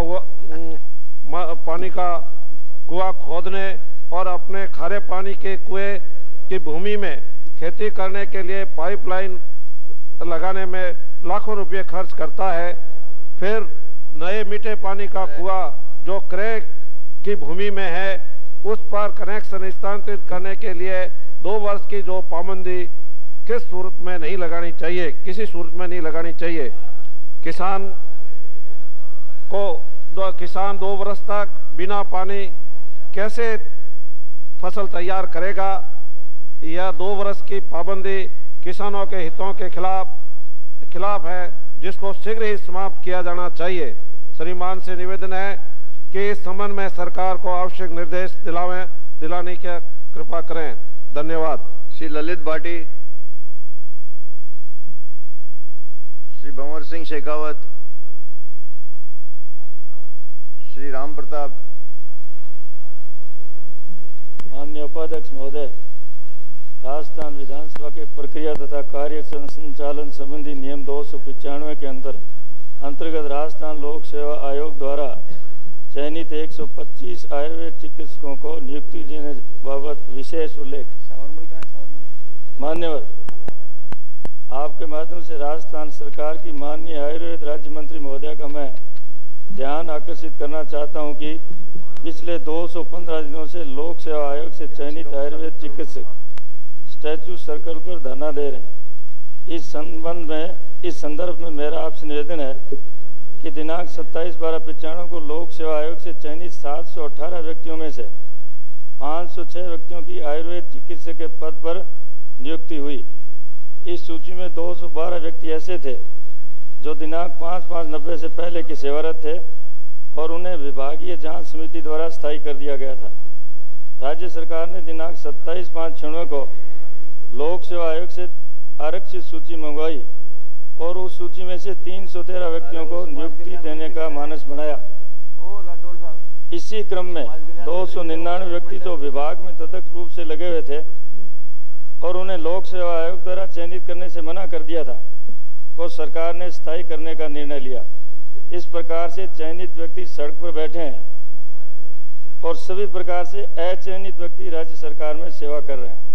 माननीय आयुर्वेद राज्य मंत्री महोदया के ध्यान में यह भी लाना चाहूँगा कि 313 व्यक्तियों की आरक्षित सूची में 78 व्यक्ति वो हैं जो तदर्थ रूप से नियुक्त 299 व्यक्तियों में शामिल हैं, जिन तदर्थ 299 व्यक्तियों को स्थायी करने का निर्णय राज्य सरकार द्वारा लिया गया। इसी प्रकार से 313 व्यक्तियों की आरक्षित सूची में 110 व्यक्ति वो हैं जो दिनांक 5/5/90 से पूर्व के होने की वजह से विभागीय जांच समिति द्वारा स्थायी कर दिए गए हैं। इस प्रकार से 313 व्यक्तियों की आरक्षित सूची में से उपरोक्त वर्णित 78 व्यक्ति एवं 110 व्यक्ति, कुल 188 व्यक्ति कम होने के पश्चात 125 व्यक्ति ही चयनित आयुर्वेद चिकित्सक आरक्षित सूची में शेष बचे हैं, जिनको राज्य सेवा से वंचित रखा हुआ है, जबकि विभाग के पास 200 से अधिक आयुर्वेद चिकित्सकों के पद रिक्त हैं। अतः मैं माननीय आयुर्वेद मंत्री महोदय का इन 125 लोक सेवा आयोग से चयनित आयुर्वेद चिकित्सकों को आरक्षित सूची में शेष बचे हैं नियुक्ति दिए जाने के संबंध में मैं विशेष उल्लेख करता हूं। धन्यवाद। उपाध्यक्ष महोदय, ये ललित भाटी जी का जो नाम पुकारा उसमें हमारा भी है, तो इसमें हम बोल देते हैं। नहीं, ललित जी का नहीं बोलो, नहीं इससे पहले क्या हुआ? इसमें मुझे बुलवा दो साहब, मेरा नाम है इसमें। कहाँ है नाम? दस्तखत किया है सर। ये अनुसूचित जाति जनजाति का मामला है साहब। होगा, लेकिन आपका नाम कहाँ है? मुझे पढ़ने की छूट दे दीजिए और कुछ बोलना नहीं चाहता साहब। इसमें कोई राजनीति नहीं है। नहीं। विद्यार्थियों को मारा गया है, पीटा। विराजिए प्लीज। उपाध्यक्ष महोदय, प्रोफेसर सावलमन सदस्य विधानसभा याचिका उपस्थापित करेंगे। तो अनुसूचित जाति जनजाति से मामला विराजिए आप रखो ना। मैं ग्राम पंचायत भलाड़ा में स्थित माध्यमिक विद्यालय को क्रमोन्नत करने बाबत 4 व्यक्तियों द्वारा हस्ताक्षरित एक याचिका उपस्थापित करता हूं। मैंने जीरो आवर्स में एक पर्ची दी थी और निवेदन किया था, और आपको कल के लिए कह दिया ना अध्यक्ष महोदय ने? कल के लिए कह दिया, कहा ना कल। अभी आपको अध्यक्ष, ठीक है, कल बुला दीजिए। पर्चियां आज ली नहीं, कल आइए ले लेंगे। नहीं, आज मैं आपके सम्मुख दी थी। मैं निवेदन करना चाहता हूं, क्योंकि आप जब बैठे थे तेज जी के चैम्बर में, उस समय 2 मिनट में निपटा देता हूं। क्या निपटा देते? माननीय आपकी इजाजत से 2 मिनट बोल लूंगा। विराजो। नहीं, मैं निपटना नहीं चाहता हूँ। विराजो आप। आपको थोड़ा निपटाऊंगा। नहीं, मैं निपटना नहीं चाहता। बिना अनुमति मैं नहीं बोलूंगा प्लीज। तो वो कल के लिए मैं रिजर्व की जाए। प्रस्ताव माननीय उपाध्यक्ष जी, प्रक्रिया नियम 131 कल मैं बोलूंगा इस पे। श्री रघुवीर सिंह सराड़ा, श्री नागराज रूपलाल जी, श्री लालाराम गरासिया, श्री मांगीलाल गरासिया, श्री नानालाल निमाना, खेमराज कटारिया, सदस्य विधानसभा राज्य में जनजातियों के विकास हेतु महाराष्ट्र पैटर्न लागू किए जाने के संबंध में जनजाति क्षेत्र विकास मंत्री का ध्यान आकर्षित करेंगे।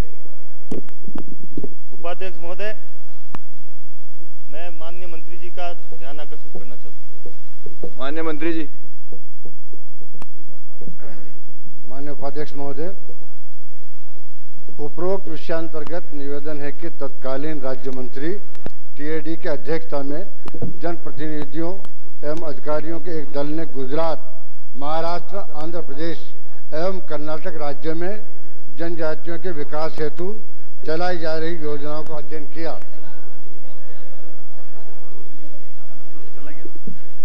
Order please, order. अध्ययन दल ने चारों राज्यों में चलाई जा रही योजनाओं, कार्यक्रमों की जानकारी माननीय उपाध्यक्ष महोदय, मैं दोबारा पढ़ रहा हूँ उसको। उपरोक्त विषयांतर्गत निवेदन है कि तत्कालीन राज्य मंत्री टीएडी के अध्यक्षता में जनप्रतिनिधियों एवं अधिकारियों के एक दल ने गुजरात, महाराष्ट्र, आंध्र प्रदेश एवं कर्नाटक राज्यों में जनजातियों के विकास हेतु चलाई जा रही योजनाओं का अध्ययन किया।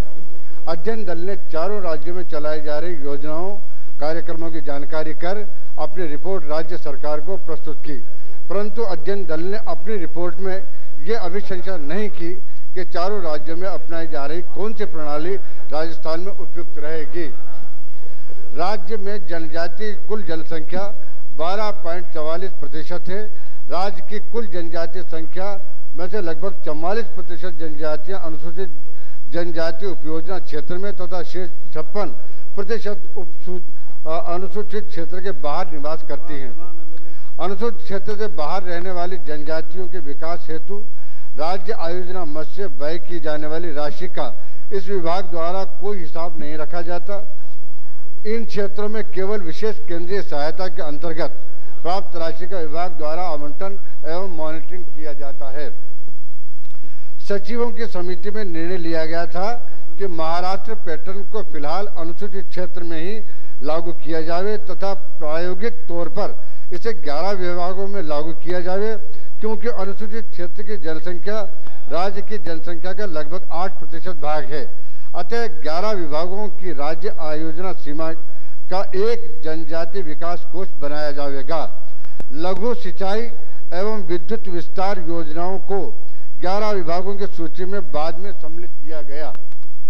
पूर्व मंत्रिमंडल की स्थायी समिति संख्या 1 में उक्त प्रस्ताव पर चर्चा हुई एवं निर्णय लिया गया था, परंतु स्थायी समिति संख्या 1 का निर्णय महाराष्ट्र प्रणाली के मूल भावना के अनुरूप नहीं था।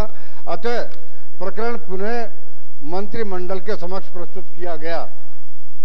मंत्रिमंडल ने महाराष्ट्र प्रणाली को मंडल में प्रस्तुत किया। आप सुन लें अनुसूचित क्षेत्र मुझे मालूम है आप सुनिए तो सही, आप सुनिए आप सुन तो ले बात को। अनुसूचित क्षेत्र में प्रायोगिक रूप से 13 विभागों में लागू करने तथा इस प्रणाली के क्रियान्वयन में आने वाली कठिनाइयों के समाधान हेतु सहकारिता मंत्री श्री गुलाब सिंह शक्तावत जी के संयोजन में 2 अन्य मंत्रियों के सम्मिलित कर एक समिति का गठन हेतु स्वीकृति प्रदान की है।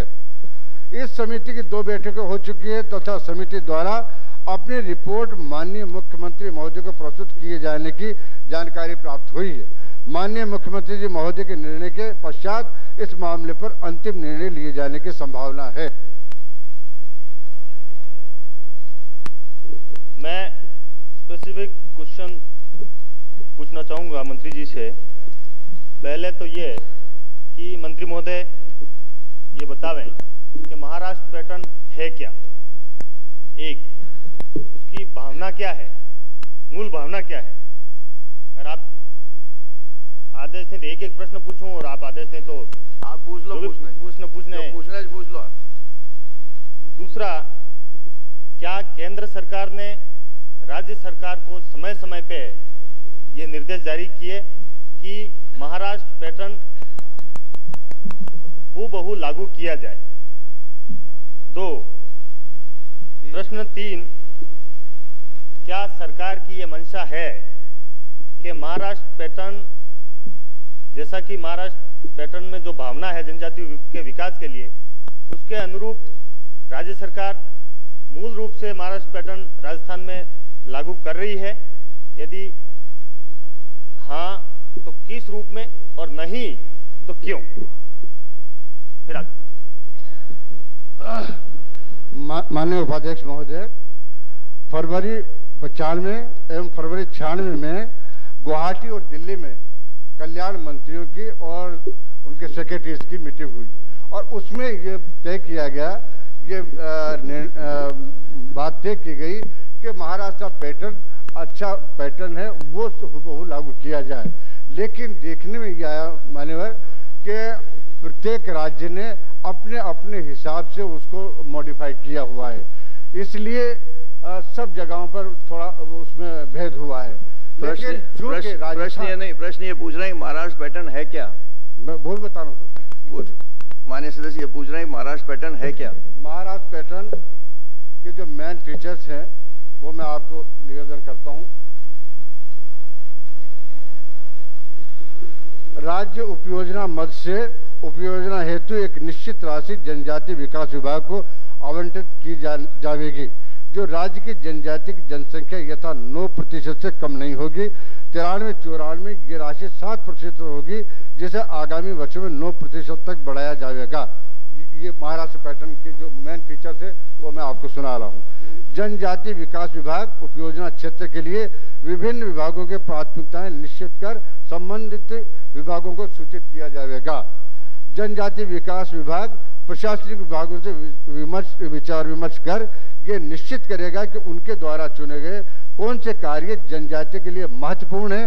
उप योजना क्षेत्र में योजनाओं को निर्धारण का समस्त अधिकार जनजातीय विकास विभाग को होगा। उप योजना क्षेत्र में आवंटित राशि का 75% भाग व्यय किया जाएगा तथा शेष 25% राशि उप योजना क्षेत्र से बाहर बसे जनजातियों के कल्याण हेतु व्यय की जाएगी। आवंटित राशि की 60 से 70% लागत की योजनाएं जिला स्तर पर बनाई जाएंगी। इसी आधार पर जिलों को वार्षिक उप योजना बनाई जाएगी। इसकी स्वीकृति जनजातीय विकास विभाग द्वारा की जाएगी। जनजातीय विकास विभाग द्वारा धनराशि का आवंटन खंडवार व जिलेवार किया जाता है। उप योजना निर्माण का कार्य मुख्यतः खंड पर गठित समिति द्वारा किया जाता है, जिसका अध्यक्ष क्षेत्र का जनजातीय विधायक होता है। जिला स्तरीय आयोजन समिति खंड से प्राप्त प्रस्तावों पर विचार करके जिले के लिए उप योजना तैयार करती है। इस समिति का अध्यक्ष जिले का प्रभारी मंत्री होता है। जिला समिति से प्राप्त प्रस्तावों का अनुमोदन हेतु राज्य स्तर पर एक विशेष अधिकार प्राप्त समिति एम्पावर्ड कमेटी का गठन किया गया है, जिसमें वित्त सचिव, आयोजना सचिव, जनजातीय विकास सचिव एवं संबंधित प्रशासनिक विभाग के सचिव सदस्य होते हैं। इस समिति के अनुमोदन के पश्चात प्रस्ताव आयोजना या वित्त विभाग को भेजने की आवश्यकता नहीं होती है। समन्वित जनजातीय विकास योजनाओं के क्रियान्वयन हेतु भारतीय प्रशासनिक या भारतीय वन सेवा के अधिकारियों को परियोजना अधिकारी नियुक्त किया गया है। समन्वित जनजातीय विकास परियोजनाओं में पद स्थापित अन्य सभी अधिकारी कर्मचारी परियोजना अधिकारी को मार्ग निर्देशन में कार्य करते हैं तथा परियोजना अधिकारी को समस्त विभागों के प्रशासनिक अधिकार, अतिरिक्त कलेक्टर और मुख्य कार्यकारी अधिकारी जिला परिषद के भी अधिकार दिए गए हैं। परियोजना अधिकारी कम से कम 3 वर्षों के लिए पदस्थापित किया जाएगा।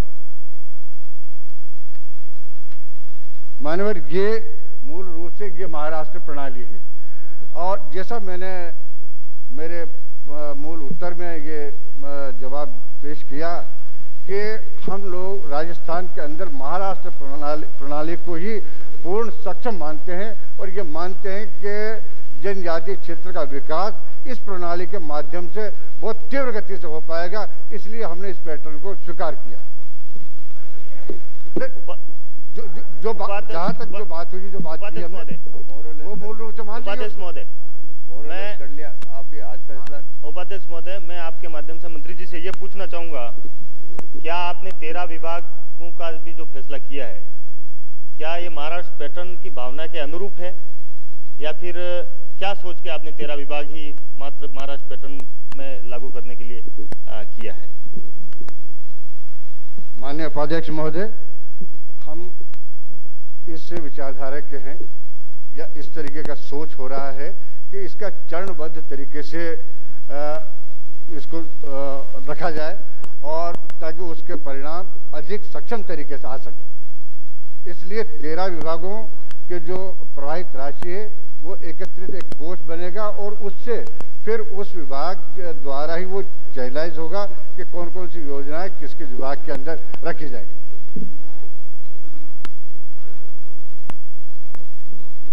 मैं माननीय मंत्री महोदय से जानना चाहता हूँ। ऑर्डर अध्यक्ष महोदय, आप पूछ लेना। महाराष्ट्र पैटर्न 4 राज्यों के अध्ययन के पश्चात राजस्थान में लागू हो, जिसकी सारी प्रक्रिया माननीय मंत्री महोदय ने अभी सदन को अवगत कराई। माननीय मंत्री महोदय ने 11 विभाग पहले और आज 13 विभाग की जनजातीय उपयोजना क्षेत्र में जो काम कर रहे हैं उनका पैसा ट्राइबल डेवलपमेंट डिपार्टमेंट को ट्रांसफर करने की बात कही। मैं ये जानना चाहता हूं मंत्री महोदय, वो 13 विभाग कौन से हैं जो आदिवासी क्षेत्रों के आर्थिक विकास के लिए, शैक्षणिक विकास के लिए, सामाजिक और सांस्कृतिक तरक्की के लिए लाभकारी हैं, उनकी सूची आप हमको बताएं। और दूसरा अध्यक्ष महोदय, मेरा सीधा सवाल है, जब आप पहली बार मंत्री बनकर उदयपुर गए थे, आपने ट्राइबल रिसर्च इंस्टीट्यूट में एक सभा करके ये बात दोहराई थी कि ये जनजाति क्षेत्रीय विकास विभाग आज से नहीं है, ये जनजाति कल्याण विभाग है। माननीय सदस्य अध्यक्ष महोदय, आप नहीं, please come to your question. नहीं आप नहीं आप क्वेश्चन पूछ लीजिए इफ यू वांट। पहली बात तो है कि आपका ध्यानाकर्षण प्रस्ताव नहीं है, फिर भी मैं अलाउ कर रहा हूं, तो आप पॉइंटेड क्वेश्चन पूछ लीजिए, ये आप भाषण देने की आवश्यकता नहीं। आपने वहां पर ये कहा आप क्वेश्चन कर लीजिए। कल्याण विभाग है, मैं ये जानना चाहता हूं कि ट्राइबल सब प्लान एरिया एक शेड्यूल एरिया है और जनजाति कल्याण विभाग एक पूरे राजस्थान के लिए होगा। क्या ट्राइबल सब प्लान एरिया का पैसा जो विशेष केंद्रीय सहायता से भारत सरकार से आता है, उस पैसों को राजस्थान की जनजातियों पर खर्च करने की मंशा रखते हैं? और महाराष्ट्र पैटर्न में वो कौन से विभाग हैं जो जनजाति क्षेत्र में सामाजिक कल्याण की योजना और कल्याणकारी योजना के लिए काम करेंगे राजस्थान में, उनकी सूची आप बताएं। आप महाराष्ट्र पैटर्न लगवाना चाहते हैं कि नहीं लगवाना चाहते? आप बताइएगा, आप उसके फेवर में हो नहीं, ये बोलो कि मैं 4 राज्यों में आप महाराष्ट्र पैटर्न के साथ जनप्रतिनिधियों के साथ मैं घुमा हूं, इसका गहनता से अध्ययन किया है।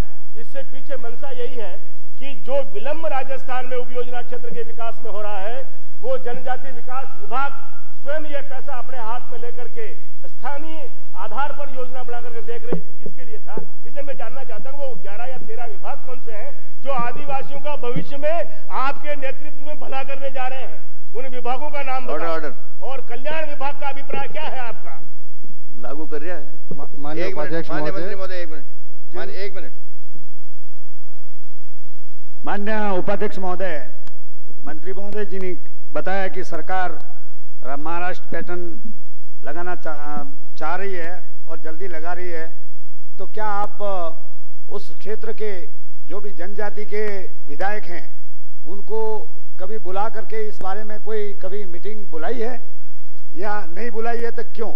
और फिर आगे आप इनको बुला करके आपके विश्वास में लेकर के सलाह लेकर के आप कोई काम करना चाहते हैं?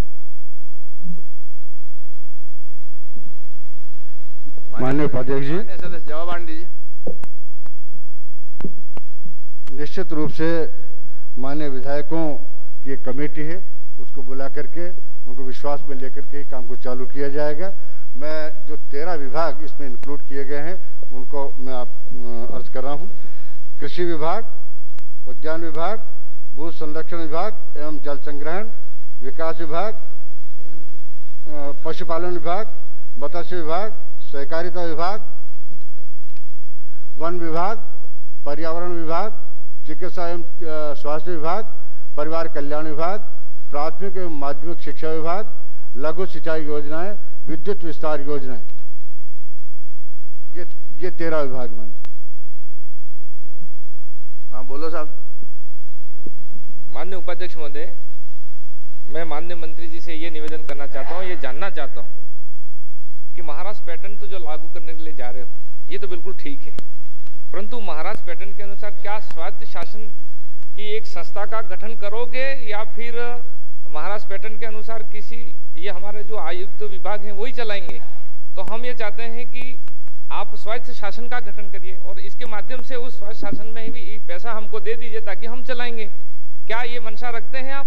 और आप अगर लागू करने जा रहे हैं तो कौन से वर्ष से लागू करेंगे, ये बताने की कृपा करें।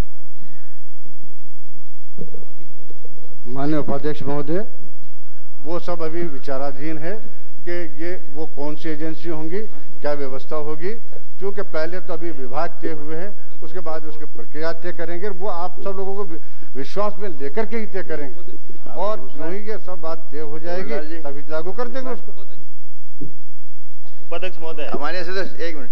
माननीय मंत्री जी ने जैसा कि कहा कि कमेटी का गठन किया गया और श्रीमान गुलाब सिंह जी सकता की चेयरमैनशिप में उस कमेटी ने माननीय मुख्यमंत्री जी को अपनी रिपोर्ट प्रस्तुत कर दी।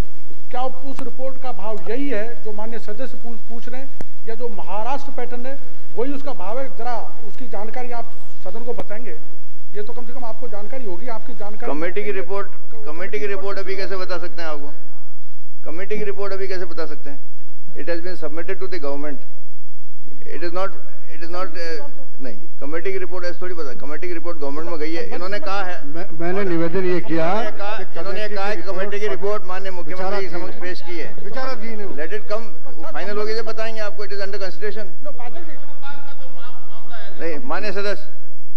उपाध्यक्ष महोदय, मैं मंत्री जी से ये जानना चाहूँगा, क्या आप वार्षिक बजट का 8%, हमारी तो वैसे मांग ये थी 12.44% पैसा दे देना चाहिए, परंतु मैं ये जानना चाहूँगा कि आप वार्षिक योजना का जो प्रतिशत बनता है, चाहे आप 8% से लागू कर रहे हैं, चलो एक बार 8% सही, पर वार्षिक योजना का 8% पैसा दे रहे हैं या कम दे रहे हैं?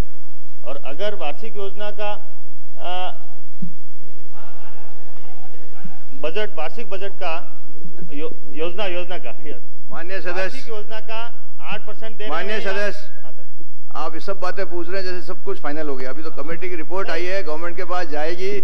आप तो सारी बात अभी कभी मंत्री जी से उगलवाना चाह रहे हो, ये संभव नहीं है। मैं यही चाह रहा हूँ, आप विराजिए प्लीज। किस रूप में लागू करना समाप्त कीजिए। वो रूप तो बता दिया उन्होंने, चाह रहे हैं रूप तो उन्होंने बता दिया।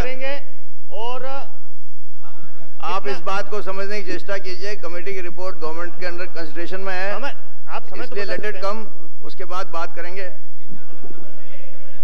बस समाप्त कीजिए। केवल एक सवाल पूछना, विधायी कार्य पूर्व स्थापित किए जाने वाले विधेयक श्रीमती जकिया प्रभारी मंत्री राजस्थान राज्य महिला आयोग विधेयक 1999 को पुरस्तावित करने की आज्ञा के लिए प्रस्ताव करेगी।